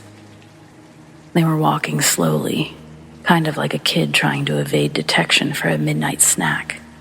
I thought there was an uninvited guest in the house, so I made a mad dash for the front door and got the hell out of there. I spent the next several hours standing at a safe distance from the house to see if an intruder exited from the front, side, or back door. This was before cell phones, so I had no way of calling for help. I don't understand why I wouldn't have tried to go to the neighbor's house and ask for help, but I was 12, so maybe I didn't have the best judgment. Several hours later, my mom came home, and I told her that someone was in the house. She was unfazed. She told me to wait outside so she could go check out the house. But I wasn't going to let my mom go in alone. She grabs a butcher knife, I grab a baseball bat, and we check every room, starting with the basement. I was terrified. We got through the entire house and there was no one there. Many events transpired after this story, and many were equally as terrifying. The neighbors behind our house told us a little about the family who lived there before us. The mother of the family would walk up and down our road all day, wearing the same floral patterned dress. I don't know about the father, but I do know they had a son, and they also owned multiple German shepherds. My neighbor said that there were times at night that they could hear the German shepherds crying from inside the house. This would happen often late at night. The son was very dark and antisocial. That's all I knew about him. I don't know if any of this is related to the haunting, but it's disturbing nonetheless. Anyway, before this, my stepbrother came to live with us for a few years. He moved into my old room. I moved into my brother's room, sharing a bunk bed. He didn't tell us at the time, but my stepbrother was experiencing some strange things in his room at night. It took him a while to share what happened, but on this one occasion, he kept waking up at different times of the night. He said each time he woke up, he'd find his leg dangling off the side of the bed, and his blanket would be on the floor. This happened several times over the course of the night. When he woke up the next morning, he was face down in the middle of the room. When I stayed in this room growing up, I was always terrified. My mom would sing lullabies to calm me down and would sometimes play gospel music in the background to drown out the noise of that house. We would hear inexplicable noises, like loud crashings. It sounded like glass shattering, and it would always come from upstairs. We would go investigate and never find anything broken. One time, we came home late from church and found a red stain on the carpet that hadn't been there prior. It looked like blood. Another time, my mom was sorting coupons on the floor, and they would move further away from where she put them. She thought she was going crazy at one point and would take meds to go to sleep. One night, I was sleeping on the bottom bunk, and someone whispered into my ear, "I love you." I hopped out of bed to wake up my brother, who was fast asleep on the top bunk. We had an old-fashioned TV in one room that would turn on by itself. The TV had a knob for a power button. In order for you to turn the TV on, you had to pull on the knob, and the power would go on. There wasn't a controller for this TV, and you had to manually change the channels. So in order for the TV to go on, you had to apply a reasonable level of force. We had appliances that would turn themselves on, namely the vacuum and TV. The fight or flight response was a constant feeling in that home for all of us. It never felt right. It felt very wrong. Like there was an invisible stalker who was constantly monitoring our every move. I remember my mom had a spiritualist come to the house to investigate the home and bless it. In the basement, The lady had visions of bondage, a woman being bound while being physically and sexually abused. She also said that she picked up on animals being abused in the home. She did a thorough blessing of the house. Unfortunately, it didn't do much.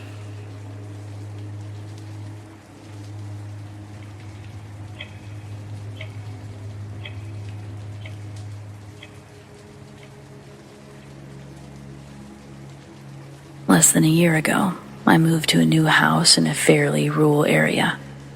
I'm only a few minutes outside of town, but I don't really have any neighbors.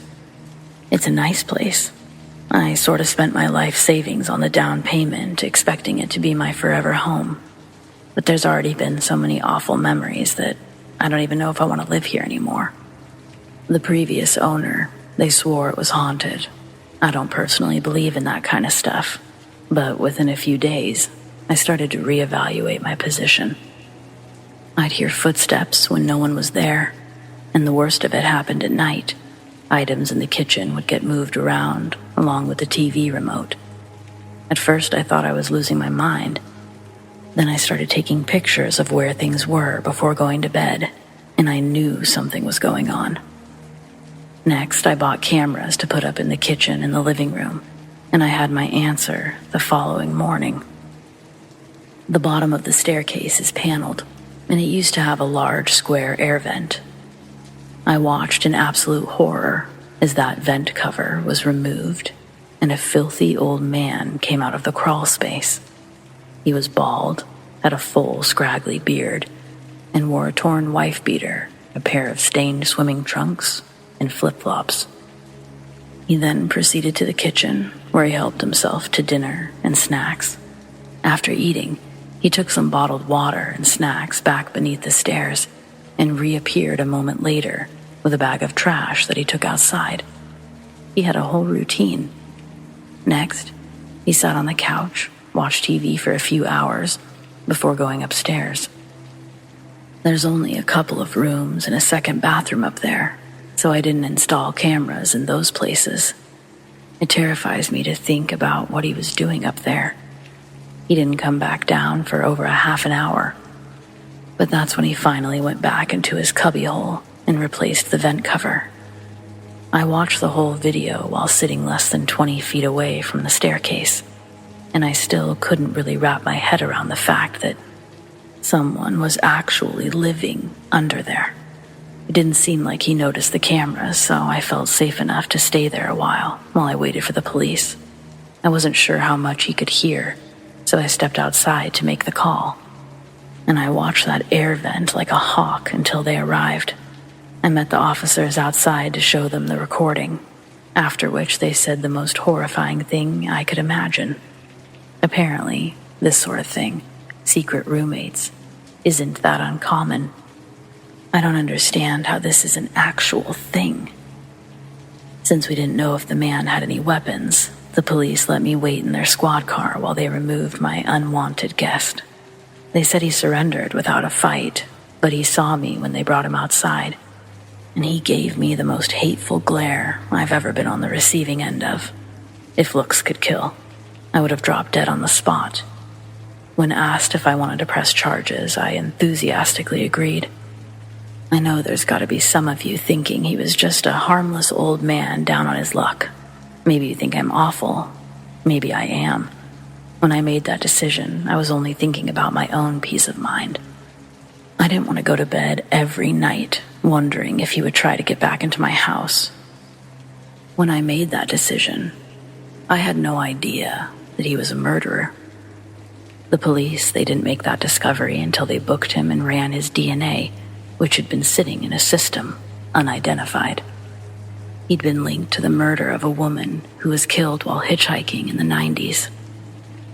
Who knows if he has more victims out there?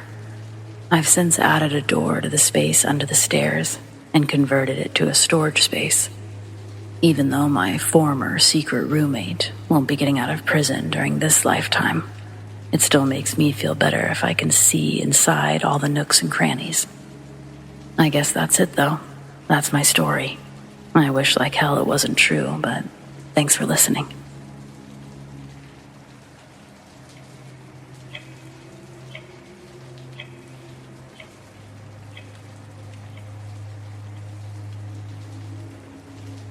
This is a story about a ghost I saw.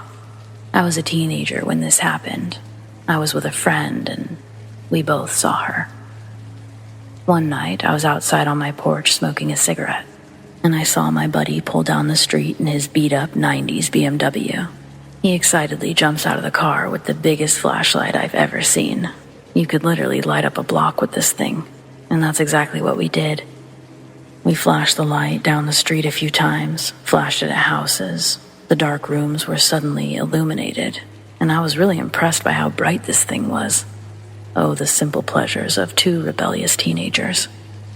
The whole neighborhood light show started to get old, so we started walking down my driveway towards the house. It was a long driveway, and at the end of it was my garage. My neighbor's backyard was separated from our property line by tall hedges. I decided this was a great place to test the strength of this light before we walked into my house, so I lit up my driveway, all the way down to the gap between the properties. I paused the light for a few moments, and we were absolutely terrified by what we saw next. An older woman wearing a dark dress walked from behind my garage to my neighbor's property. She was looking down at her feet as she was walking, and she disappeared behind the hedges. Her movements were very unnatural. We both looked at each other, terrified. Did you see that? We ran back down the driveway to his car parked on the road. We sat there for a good half hour, trying to process what had just happened. I slept with the lights on that night. There have been other moments in life that I was just as scared. I almost drowned in a kayaking accident. I got lost in the wilderness, had a very bad LSD trip in my early 20s, and encountered what I believe was a young, demon-possessed woman. But this one, it has to rank close to the top of terror level for me.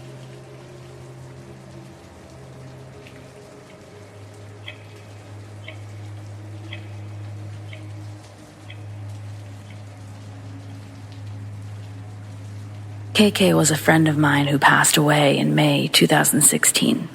In high school, he was the life of the party. The daredevil antics he'd perform would sometimes result in him breaking something or getting into fights with the kids whose families actually owned the houses we were getting trashed at that particular night. After we graduated, KK never really got his shit together. He continued the drinking and partying long after most of us had left for college or started working. He was passionate about photography and had a charm that could melt the coldest of personalities. And he was smart, surprisingly smart, yet incredibly unmotivated about any other aspect of life that didn't involve a party or his camera. In our friend circles, and I'm sure this is the same for others as well, if you were to look at it like tiers on a cake, you'd have your best friend on top, your number one trusted friend. Then the second tier, a group of 3 or 4 that you always do everything with, your squad. Then the tiers below are self-evident from one another. This long-winded simile, all to state that KK didn't really have those tiers. He never had a best friend, and he rotated between lunch tables depending on who he was talking to that day. KK was well liked amongst all the circles of friend groups. His house would be the one that most of us have our best high school memories at.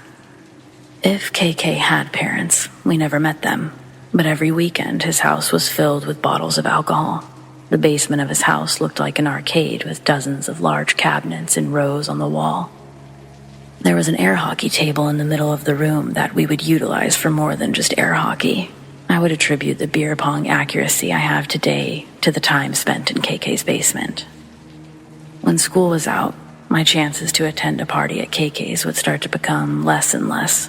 I'd still receive a text every weekend inviting me out, and I'd have to text back that I was working or had previously made plans. One night, a few of my other friends texted me that they were going over there to party. I didn't have work in the morning, and as much as my laundry needed tending, I thought it would be fun to get a couple of drinks in, see who's there, catch up for at least a few hours. When I get there, it's like stepping into a time capsule.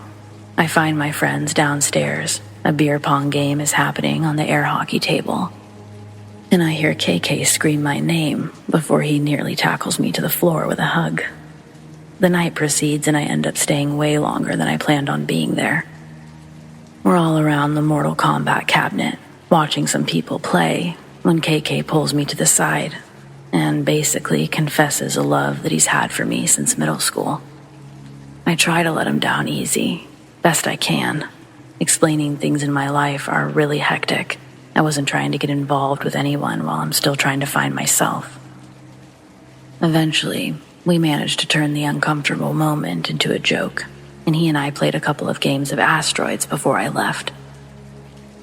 On one of our last games, he got a pretty high score, and when he entered his initials to the leaderboard, he typed in LUV. I pretended not to notice. Then I went and said my goodbyes to my other friends and left. Later that week, a friend calls me up and asks if I heard what happened to KK. One of the housekeepers showed up and found him at the bottom of the bathtub. Water had been overflowing for hours, flooding the whole upstairs. He'd set up live wires, tightly gripped in each of his hands. Another set of wires in his mouth. All the wires crudely split by a knife that he'd used to hang his departure letter by sticking it into the wall. In the letter, KK wrote of his battle with depression, alcoholism, and mental health. It was worse than anyone could have guessed. At the end, he made a list of all of his things and what he was giving to who.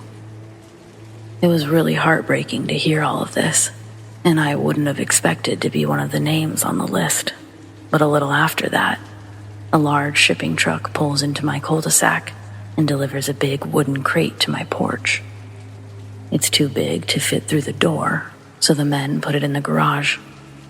I use a hammer from my roommate's toolbox to get the crate open. KK had given me the asteroids cabinet, the one we were playing the last time I saw him. The gesture brought a tear to my eye. When my roommates got home from work that night, I made them help me plug it in.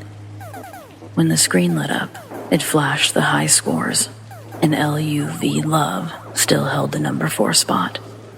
Seeing it made my heart hurt and twist more. I broke down and finally expelled this guilt that I was feeling about KK's death. I didn't know how much I was holding inside until it all came out. I cried and cried, inconsolably, until every tear had fallen and I was too tired to continue. I get in bed and try to fall asleep. Exhausted from all the emotions, I doze off fast, but eventually a sound wakes me up again. The garage wall is the same wall that my bed is on, and I hear the buzzes and beeps of the asteroid cabinet and my roommate slamming away on the buttons. It's enough of a disturbance that I can't go back to sleep. I'm more upset than I probably needed to be. My blood starts boiling at how disrespectful my roommates are being. They knew where this cabinet came from, but it sounded like they were treating it so rough. When I heard one of them shake the machine, I got out of bed ready to unleash hell. I leave my room and I notice the living room is completely dark. It's after 3, and I don't see the light coming from under the garage door like what I'd usually see if the lights were on and people were in there. I walk through the dark living room to the garage door and swing it open. The lights are off, and nobody's in the garage. The only light is the soft glow from the asteroids cabinet. Walking over to the machine felt eerie, but not scary. I know what I heard. The machine sounds are unmistakable with anything else in this house. But with no evidence of anyone actually playing the game, I wasn't sure what to think. Then I checked the high scores listed on the screen. Now, LUV Love sat in not only the number 4 spot, but also number 3. For a moment, I thought my roommates were playing some sort of sick joke. But then I felt warm inside, almost as though someone had placed a warm blanket over my body. I touched the keys, just stayed there for a moment. Was he here with me? Now? Suddenly, I was speaking out loud. I'm so sorry. I miss you, KK. I thought all my tears had dried up earlier, but turns out there were some more in there after all. I stood crying over the machine for a while, talking. I didn't know to who, but I hoped KK. Eventually, the warm feeling sort of drifted away, and I found myself going back to bed. I never shared this story before. I didn't think anyone would understand or believe me anyways. But I got to thinking about it again, as I'm going to be moving into my first home here soon. My fiancé and I debated on keeping the thing or not. It was a short debate. For some reason, it just doesn't feel right getting rid of something like that. So its new home is my new home, and that feels pretty good. My Aunt Jo is the coolest person I know. She loves to collect anything strange and unusual, and her creepy dolls are the heart of that collection. Some are from her childhood, most are gifts accumulated over the years, and the rest came from eBay or secondhand shops. Those are the creepiest. Especially her favorite. It may have started out as an actual Miss Piggy doll, or it could have just been a random animatronic pig, but we call her Miss Piggy anyway. You know how dolls from the 70s have that weird, stiff-looking material? It's like that. Its pink skin is faded and stained. There's a large bald patch on its head, and what's left of its curly blonde hair is now brown and frizzed out. It's wearing green flower print overalls with a stained yellow shirt and sneakers. On the bottom of the right shoe, someone wrote, "Bye-bye," in a thick black Sharpie, and the left says, "Piggy Pie." Another weird thing is that the ink has never faded. Aunt Jo has had the doll for at least 20 years, but the words look like they could have been written yesterday. Dad teases that she just colors them in herself. But Mom remembers helping Aunt Jo unpack her storage shed when she finished college. She was the one who pulled Miss Piggy out of the box, and she swears the ink almost looked wet. It freaked them both out. My aunt just so happens to enjoy being freaked out. My mom, not so much. It genuinely bothers her to talk about this, and she refuses to be in the same room as the doll. So I truly believe she's telling the truth. Several people have had weird experiences with Miss Piggy. Most of them were small things, like her eyes would suddenly look in their direction, or one of her limbs would move. And months, sometimes years, might pass between occurrences. But the freakiest thing of all happened last October, while I was staying with Aunt Jo. Dad had business in New York, and Mom had wanted to see the city, so they made a little getaway of it. Her house has been completely redone since this, but on my third night with Aunt Jo, we watched some random scary movies before bed. The couch we sat on was directly across from the TV, which sat in the middle of a huge entertainment center, with shelves on 3 sides and cabinets across the bottom. Miss Piggy sat on the shelves to the right, closest to the wall with the patio doors. The blinds were open so Jo could see when her cat was ready to come inside, but until he triggered the motion lights, the glass panes essentially acted as mirrors. At one point, some kind of projectile hit the floor. It sounded like a giant June bug flew into it at full speed. Aunt Jo and I reflexively turned to look, and at the exact same time, we both let out a startled scream as Miss Piggy's reflection very slowly turned towards us. Not thinking, we quickly looked back at the real thing to see that she was still in her original position. Only her reflection had moved. At first, we were pretty freaked out, but once the initial shock wore off, we started getting excited about what a great story we had.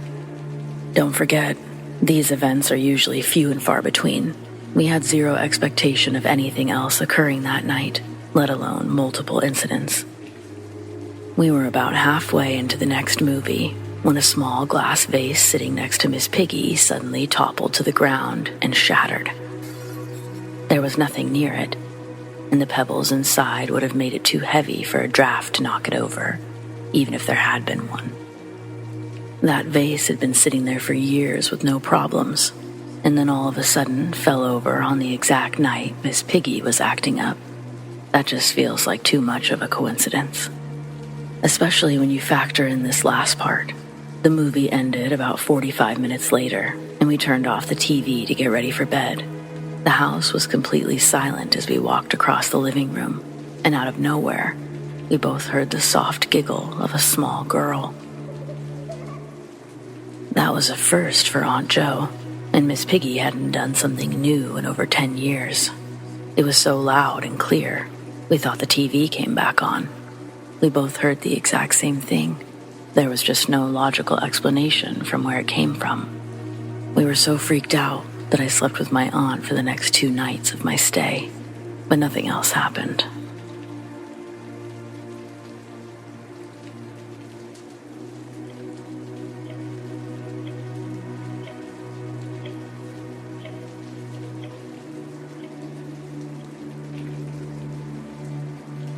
My grandma always used to blame the sounds in her attic on a squirrel family she believed had taken up residence in her walls. The guest room I slept in used to be my mom's old room, still decked out in 80s nostalgia, untouched since my mom's graduation. After she left for college, the room was closed up like a time capsule, only to be unearthed every time my grandma would have to babysit me. The decades of dust gathered in the corners of the room. It gave it a musky smell, reminiscent of a secondhand store. I remember there were a lot of scary things about her house that I didn't like when staying there. Outside my bedroom window, there was a large oak tree. The wind would make the branches scratch up against my window.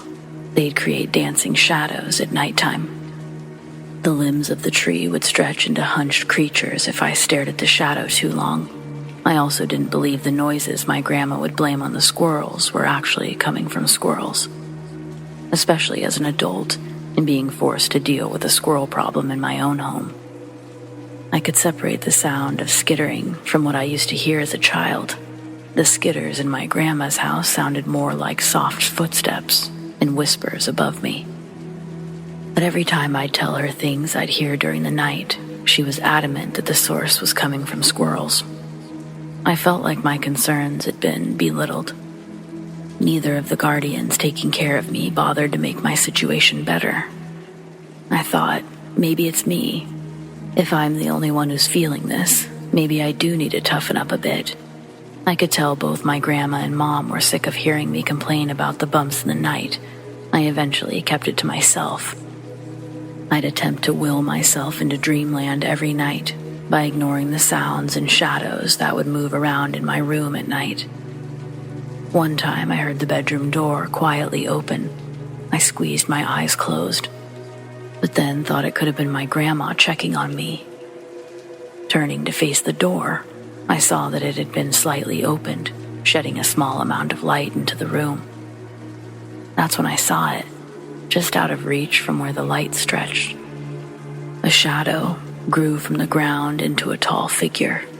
It stood there for a moment, and then it moved into the closet and slowly closed the door. The next morning, I briefly forgot about the night terrors. Then I saw that the room door and the sliding closet door were now wide open. I didn't tell my grandma, however. I was proud for acting like a big boy in a situation I assumed everyone had to deal with growing up. I got pretty good at suppressing my fear when I was there. Then, an odor I hadn't smelled before became prevalent during my visits. It would take my nostrils an hour to adjust when entering the house. They would have to readjust after I'd go outside to play, and then come back in. Flies began to huddle on the windows, not only in my room, but all over the house. Fortunately, the foul smell couldn't be ignored. It got so bad, my mom even noticed one afternoon when she was dropping me off. When she asked my grandma where the hell this wretched smell was coming from, she had a list of possibilities. Most of them involved calling an exterminator to get into the attic and check around. A week or so goes by and she's finally able to get an appointment with an exterminator. When he gets there, he's already dressed like a steampunk astronaut, ready to get into my grandma's crawl spaces.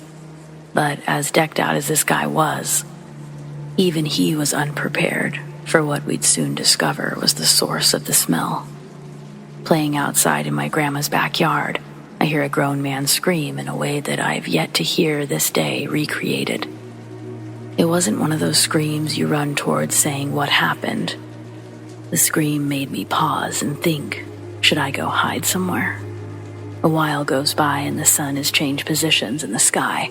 It's a hot day and my grandma keeps coming out with lunch and snacks, but I'm not allowed in the house. A police car pulls into the driveway. Eating a sandwich, I stand there as a cop gets out and gives me a wave while he walks into the house. Next, an ambulance arrives at the house, and then a third car I don't recognize. My mom then pulls into the driveway a bit later. If she'd left work early to get here, this must have been something really bad. The driveway is partway in the backyard, and when she pulled in and saw me by the tree, the first thing she asked is if I'd gone inside. I said no, and then she told me to stay outside before she went in. Both of them eventually walked out behind two paramedics dressed in hazmat suits. They wheel out a zipped-up body bag on a stretcher, and they place it in the car I don't recognize.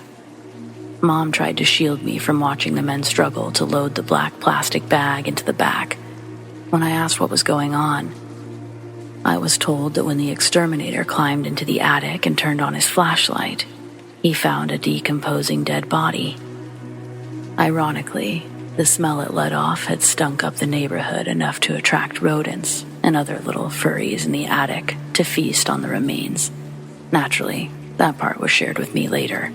A more in-depth version was shared with me years later, which is when I learned a homeless man had broken into my grandma's house for an undisclosed amount of time. Then he overdosed and died.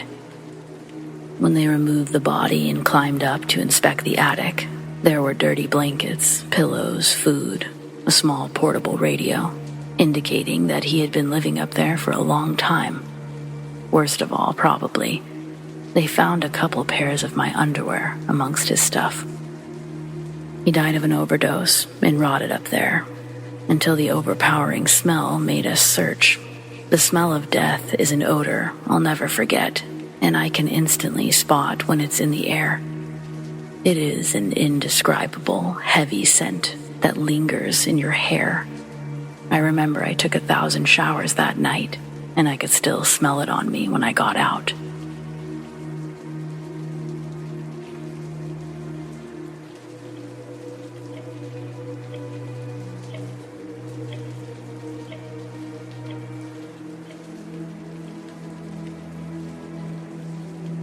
My husband is from Russell, Pennsylvania, and he's a big, burly mechanic that doesn't get spooked very often. But he told me a story from his childhood that he apparently never got over. Has anyone else heard of this? Deep in the woods of the Allegheny National Forest, my husband and his dad were deer hunting. My husband says that he had a buck in his sights. He's about to pull the trigger, and the buck turns its head and makes eye contact with him through the zoom, like it was aware of his intentions. My husband felt a weird sense of hesitation during this time. He says that this big buck stood up like a human. Not only that, it started walking towards his hunting spot. His dad saw it too, but pulled the trigger. It hit the deer in the chest, but didn't drop it. Instead, it got back on all fours and ran away. I have to know, has anyone else seen deer walking like humans in the Allegheny National Forest?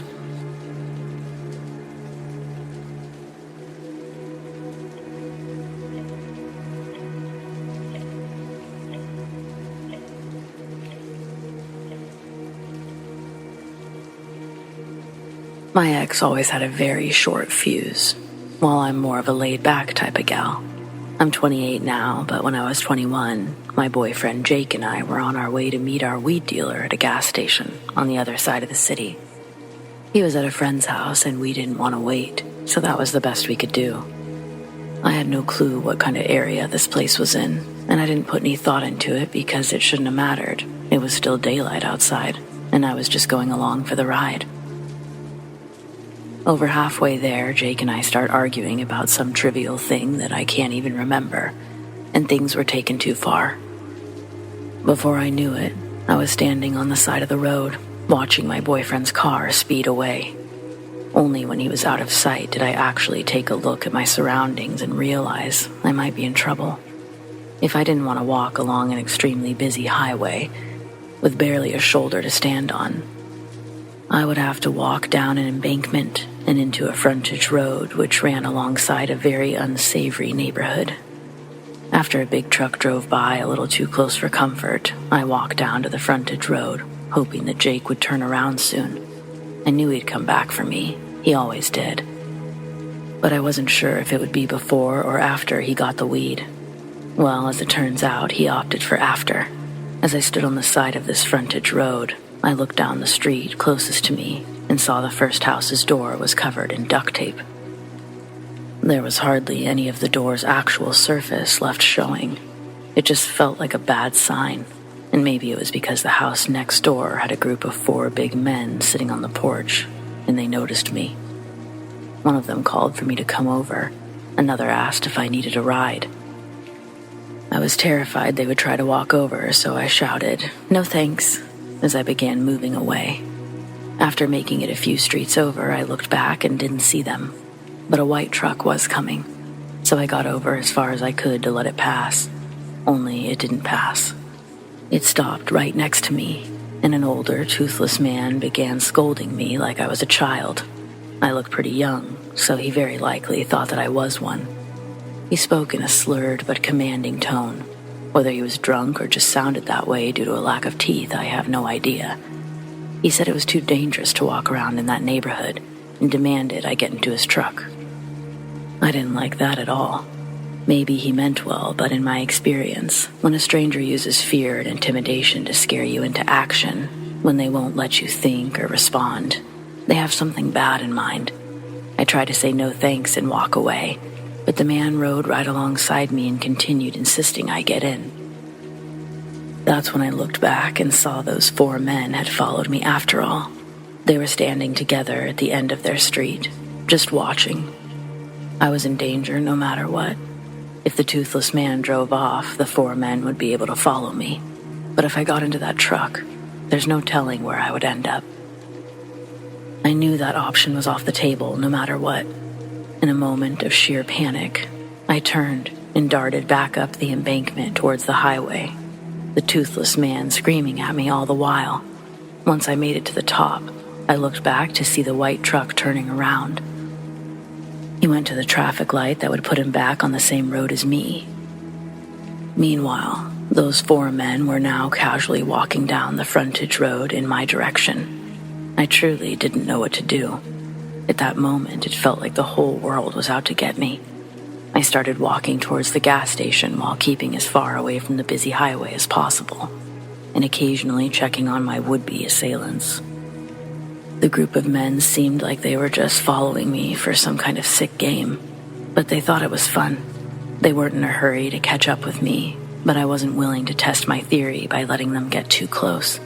The man in the truck, on the other hand, was now on the highway, trying to weave through heavy traffic. I probably had less than a minute before he was right next to me again. That's when I saw Jake's car coming down the opposite side of the highway, and I did something incredibly impulsive and reckless. I ran straight into oncoming traffic and almost died crossing that busy highway. Horns were honked, brakes were slammed, and curses were screamed. But I miraculously made it to safety. The second I opened the car door, Jake was already screaming at me, and I just wasn't having it. For the first time in our relationship, I screamed right back. I told him the whole story of how he almost got me killed, and he said I was imagining it, and that if I'd gotten hit by a car, it would have been nobody's fault but my own. Fine, granted that part is debatable. I clearly shouldn't have taken that risk. I'm not saying I'm blameless. I'm saying that he's also partially at fault. After he took me home that night, I sent him a breakup text. I sure as hell wasn't going to do that while we were in the car.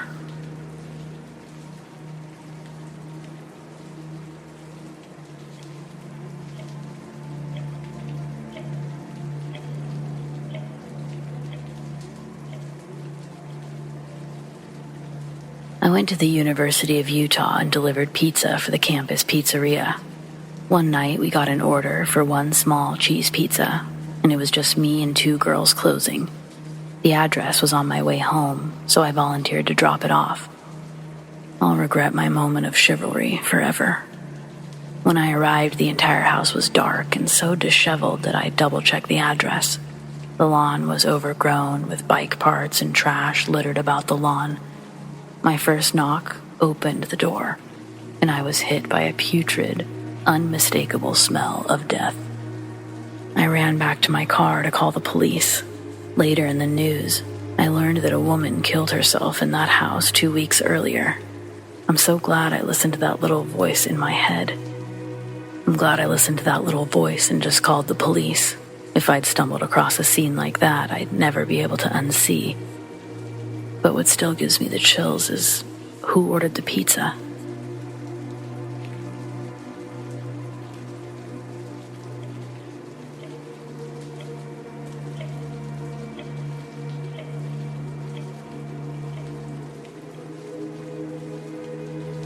Growing up, I was raised by a single mother in a very rural area. We only had one other person living on our road, a middle-aged woman named Juniper, but I called her Auntie June. When Mom had to work nights or weekends, I'd just walk across the field and stay next door. When I was really little, Mom used to always explain June's odd behaviors by saying she was eccentric or quirky, but sometime right after my 8th birthday, I overheard her talking with my granddad. He didn't like that she let me spend so much time with that witch. He wanted to take care of me instead, before June had me worshiping the devil. Mom said that he was being ridiculous, and they argued for a few minutes, but Granddad didn't get his way. He was a grouchy, boring old man who made me sit quietly in my room all day because children weren't meant to be seen or heard, as far as he was concerned. They were only there to learn responsibility until they could become contributing members of society. I ran back to my room as he was leaving so Mom wouldn't suspect I heard anything. I wanted so badly to ask how anyone could think Auntie June was a witch, but 8-year-old me just wasn't brave enough. Especially after Mom came to ask what I usually did when I went over there. Deep down, I knew we'd done absolutely nothing wrong, but Granddad had given me doubts, so I kept things brief. I loved helping her with her herb garden. That was one of my favorite things to do, and for the longest time, I wanted to be a botanist because of it. We also baked cookies and made jewelry out of rocks, crystals, and beads while watching TV or listening to music. Sometimes she would tell me little stories. Well, I thought that they were just stories at the time. About the horned god, the triple goddess, and different things about nature. But I had a feeling Mom wouldn't like them as much as I did, so I left that part out. Of course, I would soon find out that they weren't fairy tales. They were her actual beliefs. A few nights later, Mom had to work a night shift, which meant I would finally get to ask Auntie June why Granddad thought she was a witch.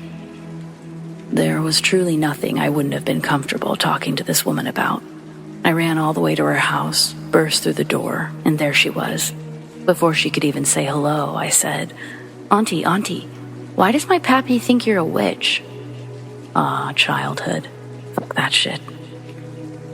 June had been washing dishes and I startled her. The plate she was rinsing slid from her hands back into the sink, and she turned towards me, wide-eyed and tight-lipped. My stomach dropped. I thought that I'd made the nicest woman in the world angry with me. But then she began laughing hysterically. She said people like to call her a witch because ignorant folks tend to slap that title onto any alternative religion. They're the same ones who treat paganism and Wicca like dirty words. I asked if people felt that way because those religions worship the devil, and she laughed even harder. She said it couldn't be explained so easily, that the original structure of the practice had grown and evolved to the point where many different sects now existed, and they all had varying beliefs. I was completely fascinated with all of it. I wanted to learn everything there was to know, but June said that she wasn't sure if my mom would be comfortable with her teaching me those kinds of things. I can't remember what it was, but something she said made me ask if the stories she told me were about her religion. She said that they were a mixture of stories from several belief systems, and only a few had been from her own. Of course, that made my mind run wild, trying to guess which stories, but there were just too many to choose from. I asked her if any of them really worshiped the devil, and she said that some did, but failed to elaborate further.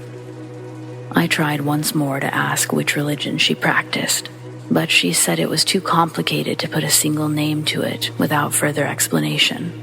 Finally, I made one last attempt to clarify. But you don't worship the devil, right? She only rolled her eyes and said, "What do you think, child? Do you judge a person by what they believe or by their character?" I took it as one of those things adults said, like it's what's on the inside that counts. Before I could think it through any further, she changed the subject and we baked a batch of brownies, but I was still thinking hard over our conversation.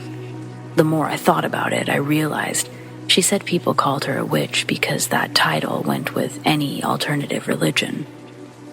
It only sounded that way because of how she said it. June didn't believe in lying. She was very serious about owning one's truth no matter what, but she wasn't opposed to phrasing things just so.